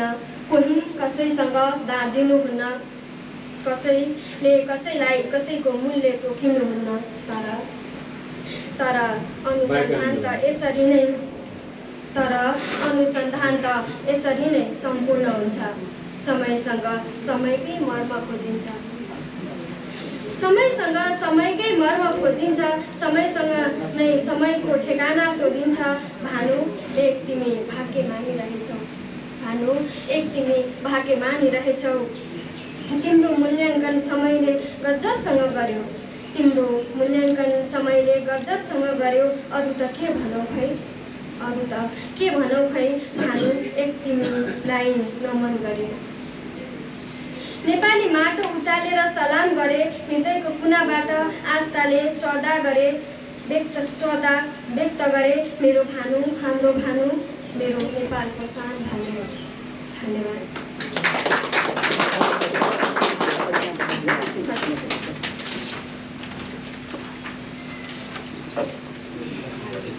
अब उहाँलाई म फेरि बोलाउँला होइन। म चाहिँ अहिले आजको सशक्त कवि सोनिया रेड्डी, यो चाहिँ स्वर्णिमा श्रेष्ठ, उहाँ अन्तर्राष्ट्रिय सञ्चार विज्ञ हुनुहुन्छ, कवि हुनुहुन्छ र लेखक पनि हुनुहुन्छ। अनि हाम्रो श्री सोमान अक्षरलोक साहित्यिक केन्द्रको कोषाध्यक्ष हुनुहुन्छ र अक्षरलोक पत्रिकाको सम्पादक पनि हुनुहुन्छ। उहाँले दुईवटा एउटा अहिले कविता वाचन गर्नुहुन्छ। अब त्यो कविता दुइटै त्यसको पृष्ठभूमि भन्नुपर्दाखेरि यो चाहिँ के भने कि मान्छेहरू कहाँसम्म बेइमान हुन सक्छन्। कहिलेकाहीँ मान्छे जे गरे पनि मान्छे नहुँदो रहेछ के। त्यो मान्छे एकदम धेरै के भन्दाखेरि पढि लेखेको छ, विद्यावारिधि गरेको छ, महाविद्यावारिधि गरेको छ होइन, उसले योगदान पनि गरेको छ आफ्नो चाहिँ क्षेत्रमा होइन, उसले गर्नुमा ऊ एक्सपर्ट पनि छ, तर पनि ऊ मान्छे चाहिँ नसक्ने के। त्यस्ता खालका मान्छे योग्य छ, क्षमतावान छ होइन, उसले गर्ने कन्ट्रिब्युसन पनि गरिरहेको छैन, तर ऊ के बन्न सकिरहेको छैन भने होइन, मान्छे बनिरहेको छैन। अब त्यो मान्छे नबनेको मान्छेले गरेको होइन, यो चाहिँ के भन्दाखेरि अब योगदानहरूको पनि कति मूल्य हुने, त्यसमा अलिकति जीवन्तता नहुने हो होइन। त्यसै सम्बन्धी स्वर्णिमा श्रेष्ठ एउटा कविता वाचन गर्दै हुनुहुन्छ। स्वर्णिमा र कवि नायकको नाता पनि भनिदिनु पाए राम्रो हुन्थ्यो नि। नमस्ते। सबैलाई मैले समग्रमा नमन गर्न चाहेँ, अभिवादन गर्न चाहेँ। र नाताको कुरा गर्नुभयो, मेरो माता हुनुहुन्छ र आमाको कविता वाचन गर्नु पाउँदा मलाई निकै गर्व लागेको छ। उहाँको जीवनको कुराहरू पनि हामी सबैले सुन्यौँ र सधैँ नै मेरो जीवनमा प्रेरणाको स्रोत हुनुहुन्छ।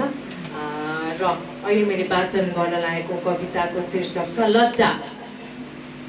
आफ्नो होइन मैले तिम्रो युद्ध हाकेकी हुँ, आफ्नो होइन मैले तिम्रो युद्ध हाकेकी हुँ। महाभारतमा कृष्णले झैँ र अर्जुनले झैँ पनि, महाभारतमा कृष्णले झैँ र अर्जुनले झैँ पनि थाहा थिएन शकुनीको पासोमा परेर तिमी आफै आफू विरुद्ध दुर्योधन र दुर्शासन पनि बन्ने छौ।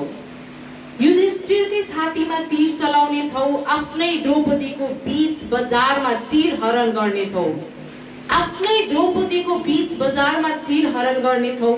म हेर्दैछु मुस्कानमा आँसु लुकाई, नारायणीमा बगेको तिम्रो इमान र अरू पनि धेरै थोकहरू, बगाइएका तिम्रा वचन र बाचाहरू, कृतज्ञताका छालहरू, हैरान हैरान नारायणी, तातो आँसुले रुजेको चिसो नारायणी र म। एक किनारबाट अर्को किनारसम्म सुनसान त्यही छालको एकान्ततिर एक तमासले हेरिरहे। नफर्किने गरी बेइमानीको बाटोमा हिँडेको तिमी र तिम्रो अहंकार, घमण्ड र निर्लज्जता जसले साँच्चै नै लज्जा बोध गराएको छ। लज्जा छ, साँच्चै लज्जा तिम्रो निर्लज्ज क्रूरतामा। तिमी माथि गरेको साथ र सहयोगको लगानीमा आजको दिन पनि तिम्रै पक्षमा गरिरहनु पर्ने बाध्यतामा। आफ्नो सिद्धान्त र निष्ठामा होइन, गलत मान्छेलाई दिइएको सही साथलाई तिमीले लज्जित बनाएकोमा लज्जित छु म, साँच्चै लज्जित। इमानलाई दासत्वको बन्दी बनाएर तिमीले आफ्नै अनुहारमा कालो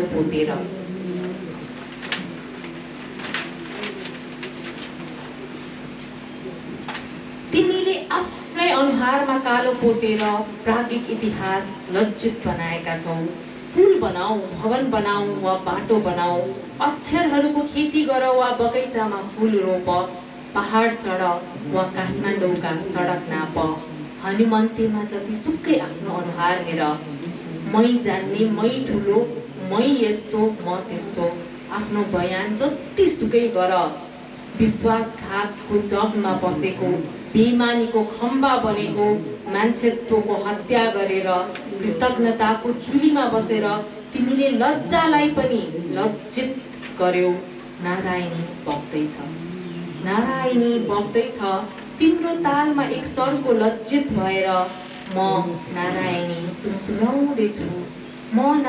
सुमसुम्याउँदैछु, लज्जित छ नारायणी र त्रिशूली अनि त्रिभुवन।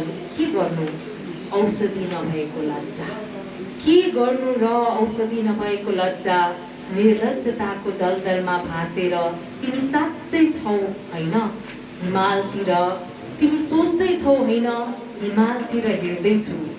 निर्लज्जताको दलदलमा भासेर तिमी सोच्दैछौ होइन हिमालतिर हिँड्दैछु। भ्रमको के नै औषधि छ र यहाँ, मात्र लज्जा छ लज्जा। तिमीमा नभएको पनि त्यही लज्जा नै त हो, अरू त के भनौँ।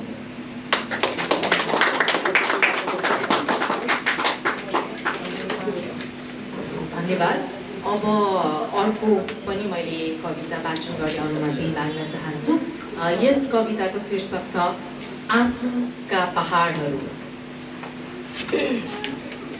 प्रशान्त महासागर मध्ये फुलेको एउटा नीलो गुलाब, कुनै फरक बाटो, फेरि पनि जोडिएका साथहरू, कुनै एउटा लक्ष्यका स्नेहिल माथहरू। तिमी गयौ त गयौ तिम्रा केही यादहरू, केही चोटहरू कुनै आइपरे, कुनै चोटहरू कसैले नजानेरै दिए, कसैले दिन्छु भनेरै दिए। अब लिन छाडे है अनावश्यक पीरहरू, अब लिन छाडे है अनावश्यक पीरहरू। बाटाका ढुङ्गाहरू कहाँ सबै देवता हुन्छन् र, बाटाका ढुङ्गाहरू कहाँ सबै देवता हुन्छन् र। तर बाटोहरू छन् र समाउने हातहरू पनि, खास यादहरू छन् अनि खास साथहरू। बागमती पारी वा क्षितिज पारीका केही दूरीहरू छन्, सलाम चोक वा इन्द्र चोक केही चोकहरू छन्। अन्नपूर्ण मन्दिरमा केही जोडी बत्ती बलेका छन्। आकाशतिर नियाल्दै तिमी कविता लेखे जस्तो गरिरहे तापनि बादलका पर्वतहरूमा लेखिएका त सुस्केरा नहुन्।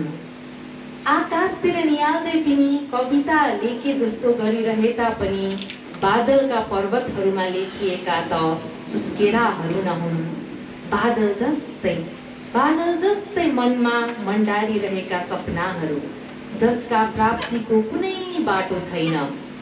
तिम्रो एउटा जिद्दी छ, तिम्रो एउटा जिद्दी छ, मेरो पनि। समझदारीमा अड्केको कालो ढुङ्गा अजिङ्गर जस्तै भएर तेर्सिरहेछ। सपनाको कुना काप्चा फोहोर जस्तै भएर म अप्ठ्यारो गरी कुरिरहेछु तिमीलाई नै, म अप्ठ्यारो गरी कुरिरहेछु तिमीलाई नै। अलि गोप्य भएर उही स्वाभिमान हो कि इगो त्यो छँदैछ। सकुनीको पासा जस्तै भएर तिमी जान्दैछौ र म पनि।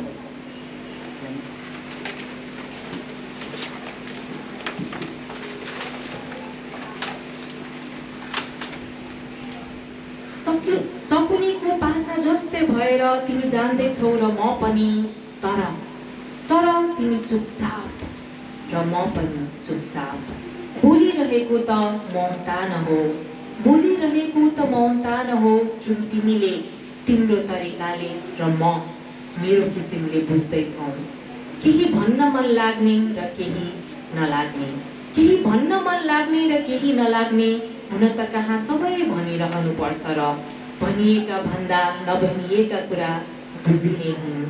तिमीले गरेको स्वाङ र मैले नभनेको कुरा पनि हनुमन्ते र बागमतीको के कुरा कोशी र कर्णालीले पनि बुझेकै हुन्।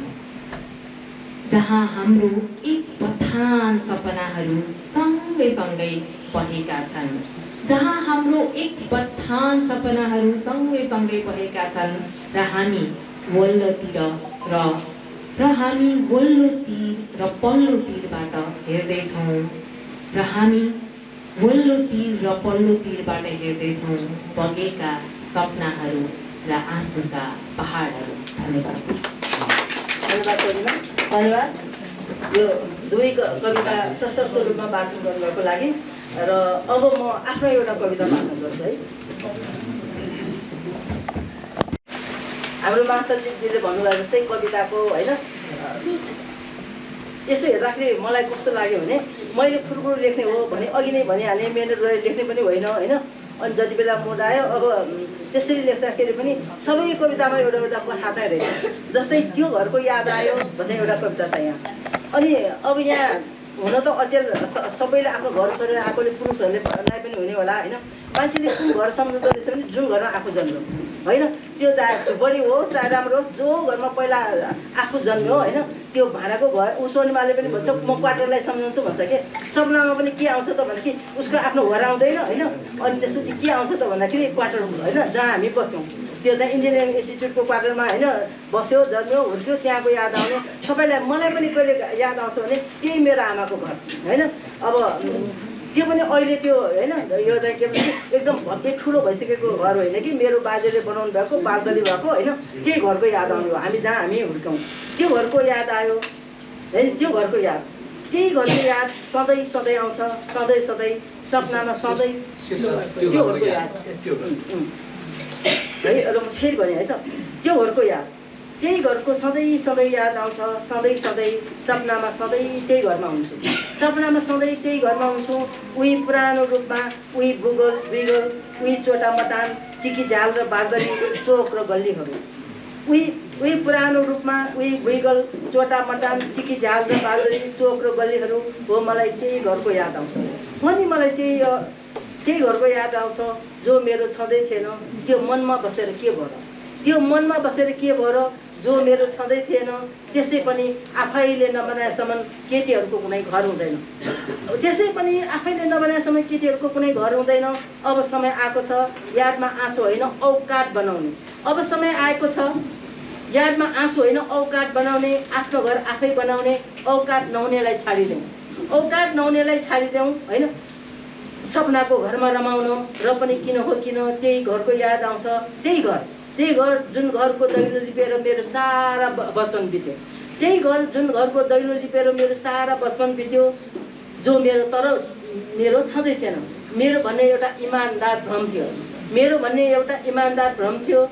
एउटा कुमारी सपना मेरो घरको कुमारी सपनाको जगमा बसेको घर भरोसाको चौतारी कसरी हुनु भरोसाको चौतारी। साँच्चै दुःख परेर कतै जाने ठाउँ नहुँदा जाने घरमा जब अपमानको कोर्रा बर्सिन्छ, जब भट्टे टाल्चा लगाइन्छ अनि एउटी चेली चोबारको गल्छीमा फाल हाल्छे। अनि एउटी चोली चोबारको गल्छीमा फाल हाल्छे। त्यही आफ्नो हुन नसकेको घर छातीमा टाँस्दै वास्तवमा छोरीहरूको होइन नहेर्दाखेरिको अवस्था यही नै हो। हस्, धन्यवाद।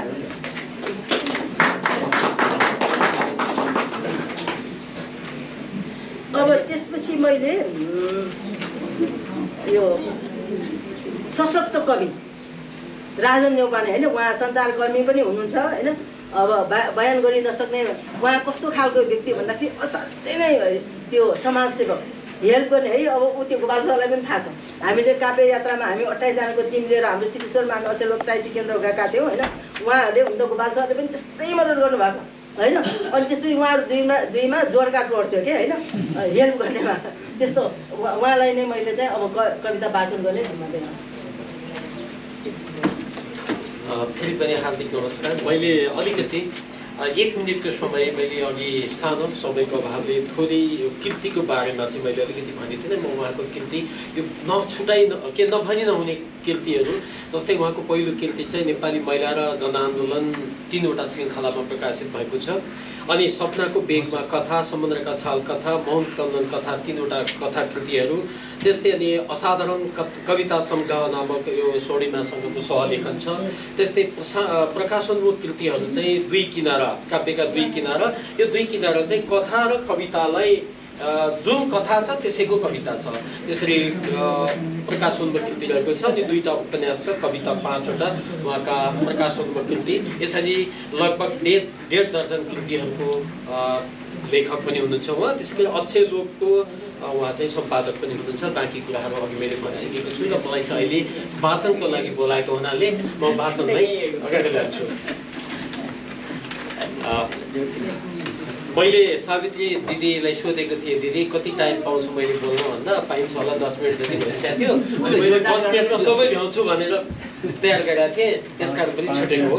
अब अहिले मैले वाचन गर्ने कविताको शीर्षक रहेको छ, मैले माइक लिन सुनिन्छ होला, किन चाहियो राजा शीर्षकमा रहेको छ र यो थोरै सम्पादित अंश पनि भएको जानकारी गराउँछु।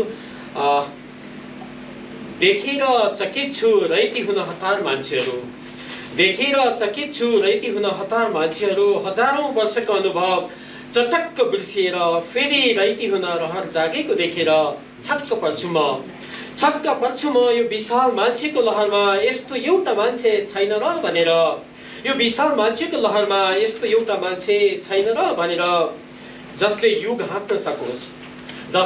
हाँक्न सकोस् अरू कसैको पाउन नपरी म छु तिम्रो लागि भन्न सकोस्। असफल राजतन्त्र असफल राजाकै खुट्टामा पर्नुको के अर्थ र, नभोगेको शासन हो र विराजमान गराउन फेरि उसैलाई पछुताउन थाल्ने हो र, पुनपुरमा हात राखी फेरि थचक्क बसी रुनु पर्ने दिन आएन भनेर हो र, नेताहरू कुलङ्गार बनेको यी त महाकुलङ्गार रहेछन् भनेर चुक चुकाउनु परेन भने फेरि भन्न पनि पाउने छैनौँ हामी स्वतन्त्र भनेर।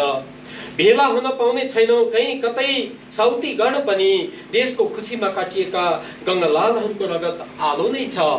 देशको खुसीमा काटिएका गङ्गालालहरूको रगत आलो नै छ।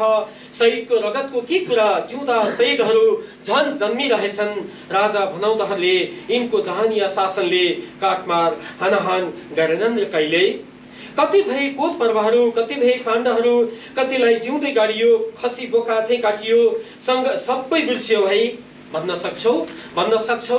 राजदरबार हत्याकाण्डको ताण्डव, हृदय विदारक योजनाको रचनाकारको नाम छ कुनै ठेगाना? पत्ता नै नलाग्ने हत्याको सूत्रधार के हो? जसकलाबाट को राजा बनेर थोरै समयमा कुन कुन ताण्डव रचायो, सबै चटक्क बिर्सियो र फेरि किन चरणको धुलो निधारमा टाँस्न तयार भयो? पछुताउने छौ पक्कै, धिक्कार्ने छौ आफैलाई, लौन नि के गरे भन्ने छौ। अब पनि सन्तानलाई रैती बनाउने सपना देख्ने एउटा साह्रै निर्दो सपना जसले कुनै दिन आफैलाई लप्प खुवाउनेछ, धिक्कार्नेछ। कस्तो महापाप गरे मैले भन्ने दिन आउनेछ। हो परिवर्तन त चाहियो। यो भिडबाट एउटा मान्छे जस्तै मान्छे निकाल, जो कुनै राजा नहोस्, नर नारायणको खोल ओढेको कुनै पाखण्डी नहोस्, नियममा मात्रै कार्य गर्ने एउटा कुनै सपुत नहोस्, दम्ती गनाइसकेको पार्टीको नेता नहोस्, जसले आफैले देखेको सपना आफ्नै खुट्टाले कुल्चेको नहोस्, सामन्ती नासेर आफै ठुलो सामन्ती बनेको कुनै कुजात नहोस्, आमाको र सन्तानको मासु लुची खाने कुनै नरपिचास नहोस्, आफै बनोस् आफ्नै नेता। नियम कानुनलाई देवता मान, विवेक रहित मस्तिष्क सहितको एउटा विवेकी मान्छे खोज। त्यही हो हाम्रो राजा। किन चाहियो फेरि उही तानाशाह राजा? धन्यवाद। यो कविताको है सशक्त कविता वाचनको लागि कवि राजन नेपालीलाई धेरै धेरै धन्यवाद। वास्तवमा अहिले पनि केही मान्छेहरू राजा चाहियो भनेर होइन भनिराखेको देखेर मलाई चकित पर्छ। हुन त आफ्नो इच्छा मान्छेले होइन भन्न पाउँछ, कहाँ भन्न पाउँछ भने गणतन्त्रमा पञ्चायतमा भयो भन्न पाउँदैन थियो है। हामीले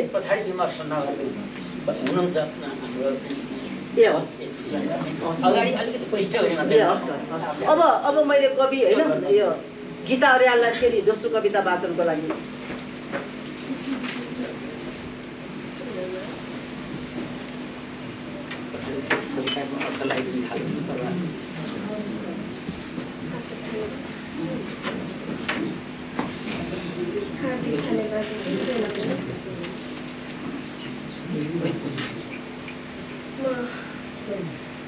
एउटा कविता वाचन गरिन्छु। कविताको शीर्षक छ बगर हो कि मान्छे। बगर हो कि मान्छे?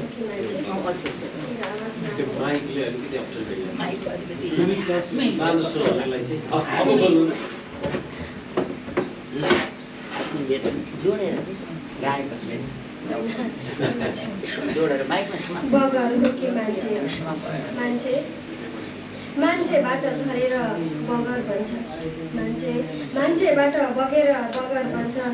पानीमा अनि बालुवामा कसरी पो लेखिनु र जिन्दगीको लामो कथा, कसरी पो लेखिनु र जिन्दगीको लामो कथा।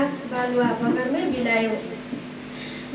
बगरमै बिलायो नबिउजाए र कुनै कथा, जस्ताको तस्तै राखेर बेथा। महिनो मात्र कहाँ हो र पानी, अमिलो पिरो तितो पनि उस्तै टर्नु पनि हो। तिम्रो आँखाको कुना बसेको चुपचाप चुप्ने नदी बसेको हेर्दैछु। मान्छेबाट मान्छे झर्दै गरेको देख्दैछु। अँध्यारो भित्रको उज्यालो अँध्यारो, मन र मानवता बिकेपछि बिग्न के बाँकी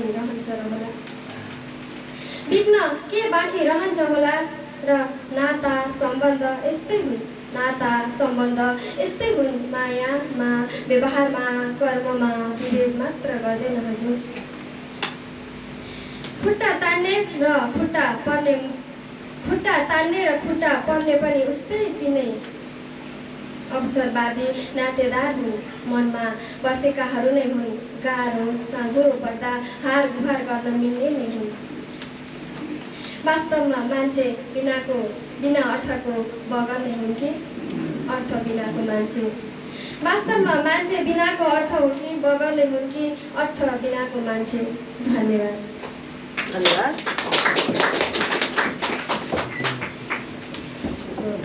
धन्यवाद कवि गीता अर्याललाई भाषणको लागि। र अब म आफ्नै एउटा कविता वाचन गर्दैछु। अब यो चाहिँ के भन्दाखेरि यो पनि साँच्चै यो वास्तविकतामै आधारित कविता हो। मलाई मध्यरातमा डर लाग्छ। यो एउटा कुरा चाहिँ पछि मैले के गरेँ भने अन्तर्राष्ट्रिय यो होइन म चाहिँ रूपमा कार्यपत्र प्रस्तुत गर्न जाँदाखेरि सुरुमै धेरै जस्तो मेरो जेनरल विषय हुने, अनि मैले यो कुरालाई ठ्याक्क राखिदिन्थेँ कि भन्दाखेरि त यो एउटा कुरा मैले बिचमा राख्दा कि मलाई थुप्रै 5-6वटा जति युनिभर्सिटीहरूले अहिले पनि बोलाइराख्छ कि तपाईँको त्यो थियो नि त्यो लिएर आउनुहोस् भन्ने टाइपको होइन। अनि अब त्यो सहरको त्यो भइसकेपछि मलाई त्यो खासै धेरै जानु मन लाग्ने भएर होइन पछि जबकि उसैले टिकट पनि पठाउने हो होइन, आफ्नो खासै खर्च हुँदैन त्यहाँ होइन, खालि आफ्नो विद्वता मात्रै चाहिने हो। अनि त्यसमा चाहिँ यो कविताको यो लाइन होइन, यो लाइन चाहिँ मैले आफ्नो कार्यपत्रमा राख्नु किन अब म यो अरू सबै यो कविता साधारण छ, सबै यो कविताभित्रै आउँछ। एउटा कुनै सुनौला दिन यस्तै असोजतिरको भरभराउँदो रुमानी मौसम, यस्तै भरभराउँदो रुमानी मौसम, हामी सबै दाजु बहिनीहरू बहसमा थियौँ को कति बलवान, को कति अगाडि, को कति पछाडि। साँच्चै भनेको मेरै प्रशंसा हुँदै थियो। बहादुर लडाकु र बुद्धिमान पनि, जिद्दी र साहसी पनि। पद र प्रतिष्ठाका एउटा कुरा, बहादुरी र साहसीको अर्को कुरा। म अलि आफ्नो जातिको बयानमा थिएँ। महिलाहरू प्राकृतिक रूपमै बुद्धिमान हुन्छन् भन्दै थिएँ। श्यामदाईको अहममा चोट पर्यो, मेरो श्यामदाईको अहममा चोट पर्यो। राजा साहेब भनाइ हुर्केका उनी, हामी त भाडाभुरी प्रजा नपर्यौँ। छोरीहरूको त झन् के कुरा, कतै पनि कुरै घर नहुने जात, अब अंश र वंशमा समेत हक नहुने जात। छोरीहरूको त झन् के कुरा, कतै पनि घर नहुने जात, अंश र वंशमा समेत हक नहुने जात। सासूको र कुनै कोसको खुट्टामा टाउको राख्नुपर्ने जात। सबैभन्दा पहिला उठेर सबै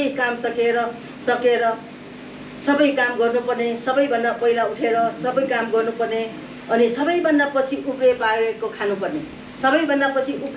खानुपर्ने जात। कहिलेकाहीँ आमाको गर्भमै हत्या गरिने जात। मेरो स्वाभिमानी आवाजले घमण्डीको टकमा पाउनु कुन ठुलो कुरा भएर, कविता वाचन गर्न आएँ। यो मानेमा मैले यो संस्थालाई 2 शब्द आभार व्यक्त गर्दै म दिदीको कविता भित्र जान्छु। के भयो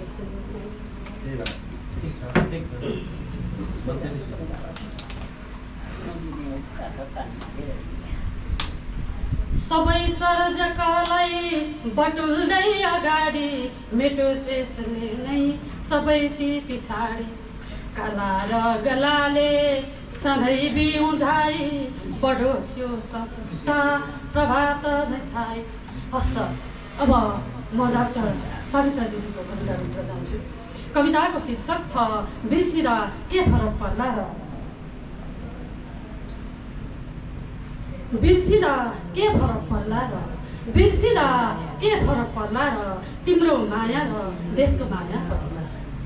पार्टीको माया र सङ्घर्षका कथाहरू सम्झँदा छाती पोल्ने निरीह सम्झनाहरू कविता जस्ता दिनहरू।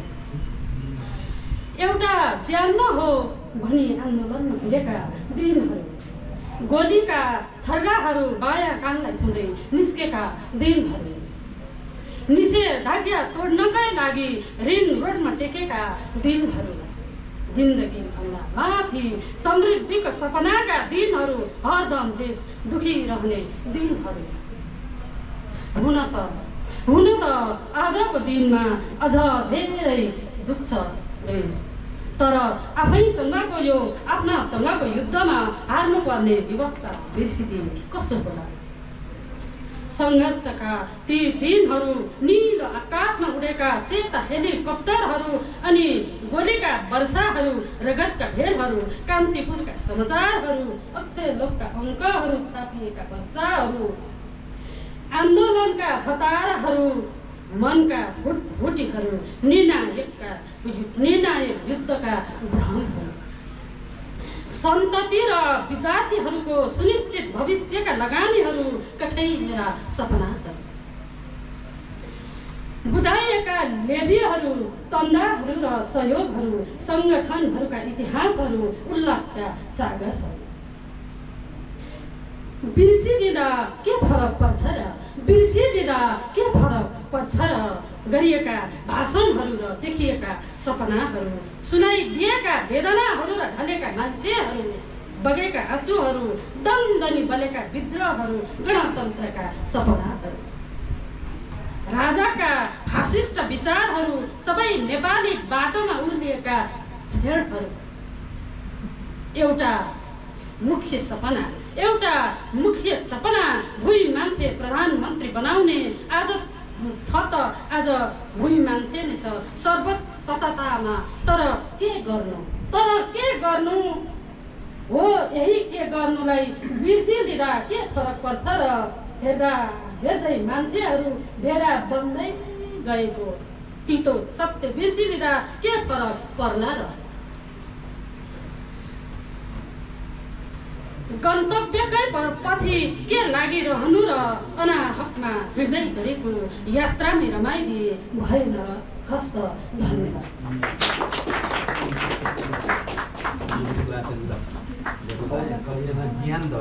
धन्यवाद।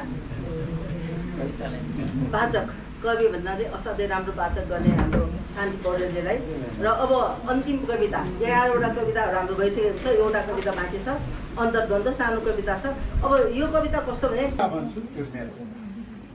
त्यसकारण मेरा सबै कुराहरू सहमति असहमति हुन पनि सक्छन्, नहुन पनि सक्छन्।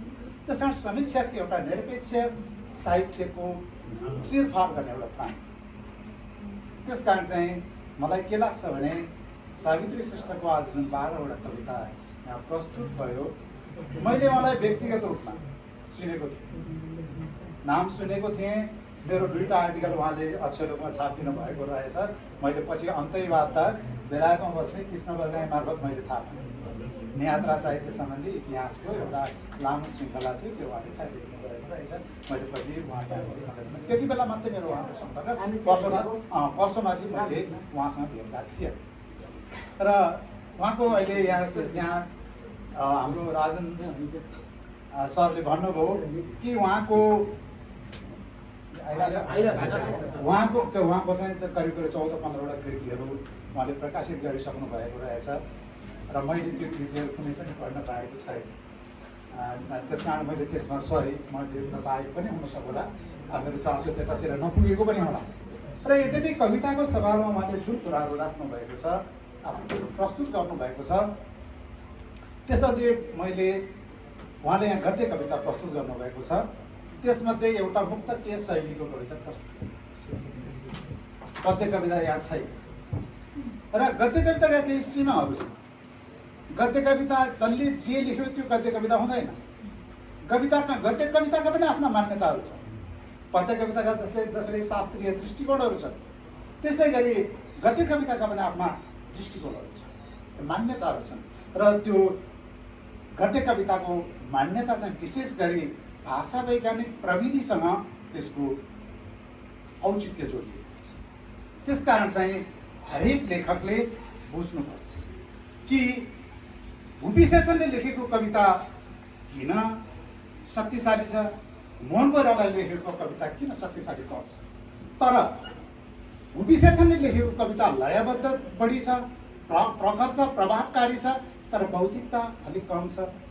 मोहन कोइरालाले लेखेको कविता किन बढी बौद्धिक छ। यी कुराहरू हामीले बुझ्नु जरुरी छ र लेखकले पनि त्यतातिर ध्यान दिनुपर्छ भन्ने मलाई लाग्छ। तर यहाँ प्रस्तुत भएका 12वटा कविताहरूमध्ये मैले यहाँ एउटा कविता चाहिँ मैले यहाँ नाम मैले टेबल भएको भए सजिलो हुन्थ्यो।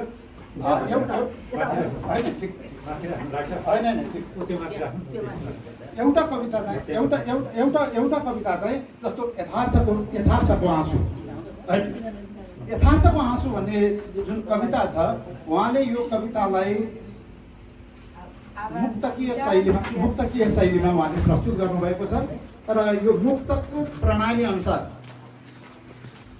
4 अक्षरको स्टेन्जामा प्यारामिटरमा पछाडिको जुन अन्त्यानुप्रास छ 1 2 4 को जुन 3 होइन 4 को जुन अन्त्यानुप्रासको जुन प्रणाली छ त्यो प्रणालीलाई उहाँले यहाँ प्रस्तुत गरे यथार्थको आँसु भनेर प्रस्तुत गर्नुभएको छ र यो चाहिँ योगाजीले गाउनुभयो भन्नुभयो र यो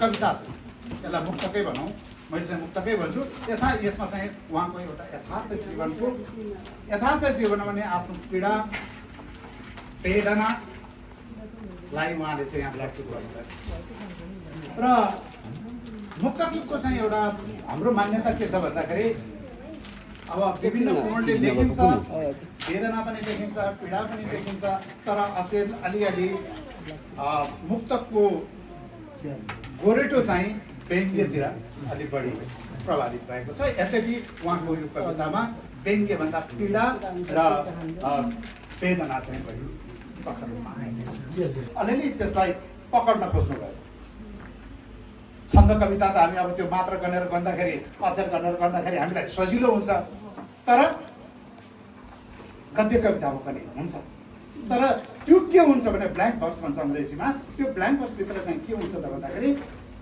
त्यो छोटो पनि हुनसक्छ लामो पनि हुनसक्छ लाइनहरू होइन लामो पनि हुनसक्छ छोटो पनि हुनसक्छ अथवा केही सान्दर्भिक पनि हुनसक्छ तर त्यसलाई अघि नै एउटा हाम्रो कविज्यूले नै भन्नुभयो कि फलाना मैले म्याडमको नाम मैले बिर्सेँ जसले प्रस्तुत गर्नुभयो कति राम्रो शैली गद्य कवितामा चाहिँ लेखकको पहिचान भनेको उसको निजी पहिचान भनेको चाहिँ गद्य कविता गाउन सक्ने भन्न सक्ने र के अरे दर्शकलाई श्रोतालाई प्रभावित गर्न सक्ने क्षमताले जसरी उसले आफ्नो शैली व्यक्तिगत शैलीय ढाँचाले प्रस्तुत गर्छ त्यही हो कविता त्यो कविता लेखेर मात्रै कविता गद्य कविता त्यहाँमाथि नै सामान्य कवितामा त हुँदैन सामान्य त्यो शैलीमा लेखेका कविताहरूमा चाहिँ हुनै सक्छ किनभने सामान्य शैलीका कविताहरू कथा पढिदिएका जस्ता अथवा निबन्ध पढिदिएका जस्ता पात्रहरूले पढिदिन्छ अथवा दर्शकहरूले श्रोताहरूले सुनिदिन्छ पढिदिन्छ त्यस कारण चाहिँ यसका लागि कविले यो कुरामा ध्यान दिनुपर्छ भन्ने मलाई आज लागेको छ अब जहाँसम्म उहाँले यहाँ जुन के अरे कविताहरू यहाँ पढ्नुभयो त्यसमध्येमा 12वटा कविताहरू मध्येमा मेरी आमाका पीडा बिर्सिँदा के फरक पर्ला र यथार्थको आँसु बगर हो के मान्छे किन चाहियो राजा अन्तर्द्वन्द बाघको मुखमा छु हजुर लज्जा त्यो घरको याद भानुभक्त आँसुका पहाड हो मलाई मध्यरातको डर छ त्यसमध्येमा उहाँले यो हो मलाई मध्यरातको डर छ भन्ने एउटा कविता उहाँले त्यहाँ मलाई गर्नुभयो त्यो अलि संवादात्मक शैलीमा उहाँले प्रस्तुत गर्नुभएको छ छलफलको क्रममा यद्यपि त्यो अरू कविताहरूभन्दा त्यो अलिक बढी प्रभावकारी छ मेरो दृष्टिकोण होइन मलाई त्यो लाग्छ किनभने उहाँले एउटा महिला जो चाहिँ मतलब परिस्थितिवश कुनै सन्दर्भमा कुनै आयोजनामा उहाँ चाहिँ मतलब संलग्न हुनुहुन्थ्यो र त्यति बेला महिला र पुरुषको भेद पनि छ विभेद पनि छ समवेदता समानता पनि छ वास्तविकता पनि छ किनभने त्यही भएर महिला र पुरुष भनेर त्यसको क्याटेगोराइज गरिएको हो नि त होइन भनेपछि त्यो क्याटेगोराइज गराइको बिचको अन्तर सम्बन्धलाई उहाँले जुन खालको एउटा भावबाट यो कविता प्रस्तुत गर्नुभएको छ त्यो कविता चाहिँ मलाई त्यो सामान्य अर्थमा लेखिएको छ यद्यपि भावले भन्दा पनि के अरे त्यसको शैलीले भन्दा पनि त्यसमा लेखिएको भाव कथनले मलाई चाहिँ बढी सान्दर्भिक लागेको छ र त्यसपछि गएर यस्ता थुप्रै कविताहरू छन् मैले यहाँ एउटा सम्झेको मात्रै मैले कविता भन्न खोजेको हुँ र त्यसपछि गएर यहाँ उहाँले यहाँ थुप्रै मैले यो उहाँले दिएका कविताहरूको मैले यहाँ सबै टिपोट गरेर म उहाँलाई नै बुझाउँछु मैले टिपेर पनि राखिदिएको छु र धेरै कविताहरूमा उहाँले चाहिँ अब देशको परिस्थितिको बारेमा वर्तमान सन्दर्भको बारेमा जस्तै राजा किन चाहियो भन्ने सन्दर्भमा उहाँले प्रस्तुत गर्नुभएको छ आमाको पीडा पारिवारिक समस्याको बारेमा होइन उहाँले यहाँ थुप्रै प्रस्तुत गर्नुभएको छ त्यस्तै गरी चाहिँ बाघको मुखमा छु हजुर अनि निराशा होइन मैले आततायीपन यो सबै परिस्थितिहरूलाई पनि उहाँले प्रस्तुत गर्नुभएको छ र त्यस कारण चाहिँ त्यो के अरे हाम्रो प्राध्यापक कवि प्राध्यापक डाक्टर सावित्री श्रेष्ठज्यूलाई मेरो एउटै अनुरोध छ कि यसलाई अन्यथा नलिनु होला। अब हामीले भन्ने कुरा यही हो कि साधनाको कुरा चाहिँ कमजोर छ। मैले यति एक शब्दमा होइन साधनाको कुरा चाहिँ कमजोर छ। यद्यपि भाव भनेको विषयहरू भनेको त के हो भने परिस्थितिका लेखकलाई परिस्थितिका विषयमा जे लाग्छ, जेले गाइड गर्छ, जेले छुन्छ त्यसैमा प्रभावित भएर लेख्ने। तर गद्य कविता फेरि पद्य कविता भन्छन्। म एउटा अलिकति ऐतिहासिक कुरा पनि गर्न चाहन्छु। यो प्रगतिशील लेखकसँगै जो कार्यक्रम भएको हुनाले नेपाली साहित्यमा चाहिँ गद्य कविताको उभार चाहिँ जब प्रगतिशील विचारहरूको उभार आयो, पद्य कवितालाई ब्रेक गरेर गद्य कविताहरू आयो मुखरित रूपमा। गोपाल प्रसाद रिमालदेखि जति पनि हेर्नुहोस्, जति कविताहरू जब प्रगतिशील चेतको धारालाई अगाडि बढाउने सन्दर्भहरू आएको छ, पुरातन शैलीमा लेखेको पद्य कविताहरूले केही ठाउँमा आरोप गरे होलान्, प्रहार गरे होलान्, तर गद्य कविताले सबैभन्दा बढी आफ्नो इतिहास बनाएको छ। हामीले यो श्रृङ्खला सम्पन्न गर्ने कार्यक्रमको यहाँलाई निमन्त्रणा गऱ्यौँ, आइदिनु भयो। सबैलाई धेरै धेरै धन्यवाद। आज हामीले प्राध्यापक डाक्टर सावित्री श्रेष्ठका कविता सुन्यौँ। कवितामाथि समीक्षा पनि भयो, भाषाका कुरा पनि आए। अनि वास्तवमा यो अघि सुरुमै के कुरा भयो भने यतिखेर प्रतिकूल समय छ, हामी प्रतिकूल समयमा छौँ भन्ने कुरा आयो। हामी कहिले सजिलो समयमा थियौँ? हामीले हिजो पञ्चायत विरुद्धको निरङ्कुशताका विरुद्धमा कविता गाउँदै हिँडेका होइनौँ र? चाहिन्न मलाई खुकुरी खुँडा बन्दुक तरबार, कलमले नै भत्काइदिन्छु अन्यायी संसार। हामी यही विचारबाट अनुप्राणित भएका होइनौँ र? त्यसैले हाम्रा लागि सधैँ प्रतिकूल। किनभने एउटा स्रष्टा जहिले सुकै पनि प्रतिपक्ष हुन्छ, जहिले सुकै पनि। सत्ताले गरेका नराम्रा कुरा, समाजका नराम्रा कुरा, समाजका अन्धविश्वासका कुरा, समाजका भ्रमका कुराका विरुद्धमा एउटा स्रष्टा सदैव लाग्छ। त्यसमा उहाँ पनि लाग्नुहुन्छ। यो आजको कुरा होइन, यो भोलिसम्म चलिरहने कुरा यस्तै हो।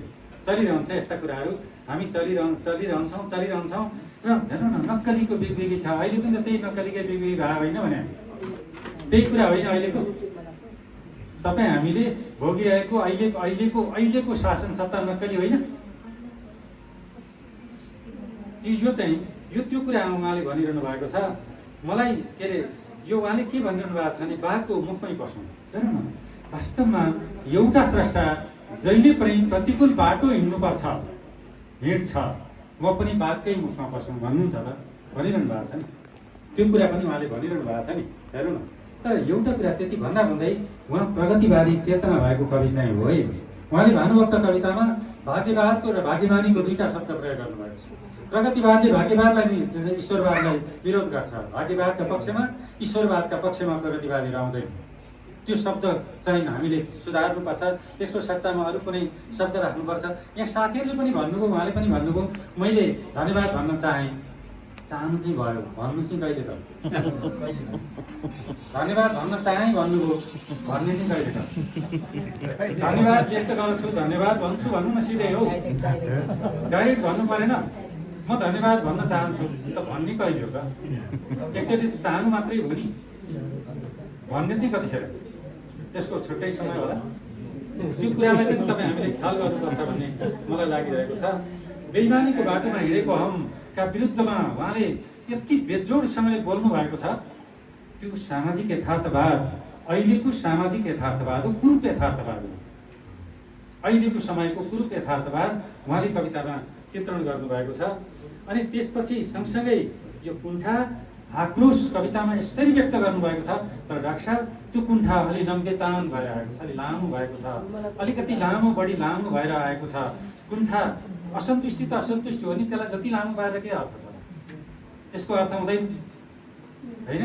त्यो भवानी भिक्षुको शैली हो, त्यसलाई हामी इलास्टिक शैली भन्छौँ, के रबर शैली। तन्काउँदा यहाँ पुर्याइदिने, यति लामो पार्ने, अब त्योभन्दा तन्काउनु भयो भने चुडिन्छ। त्यसलाई हामी भन्छौँ भवानी भिक्षुको रबर शैली। त्यो शैलीलाई तपाईँले घटाइदिनुहोस्। त्यति धेरै लामो पारिरहनु पर्दैन।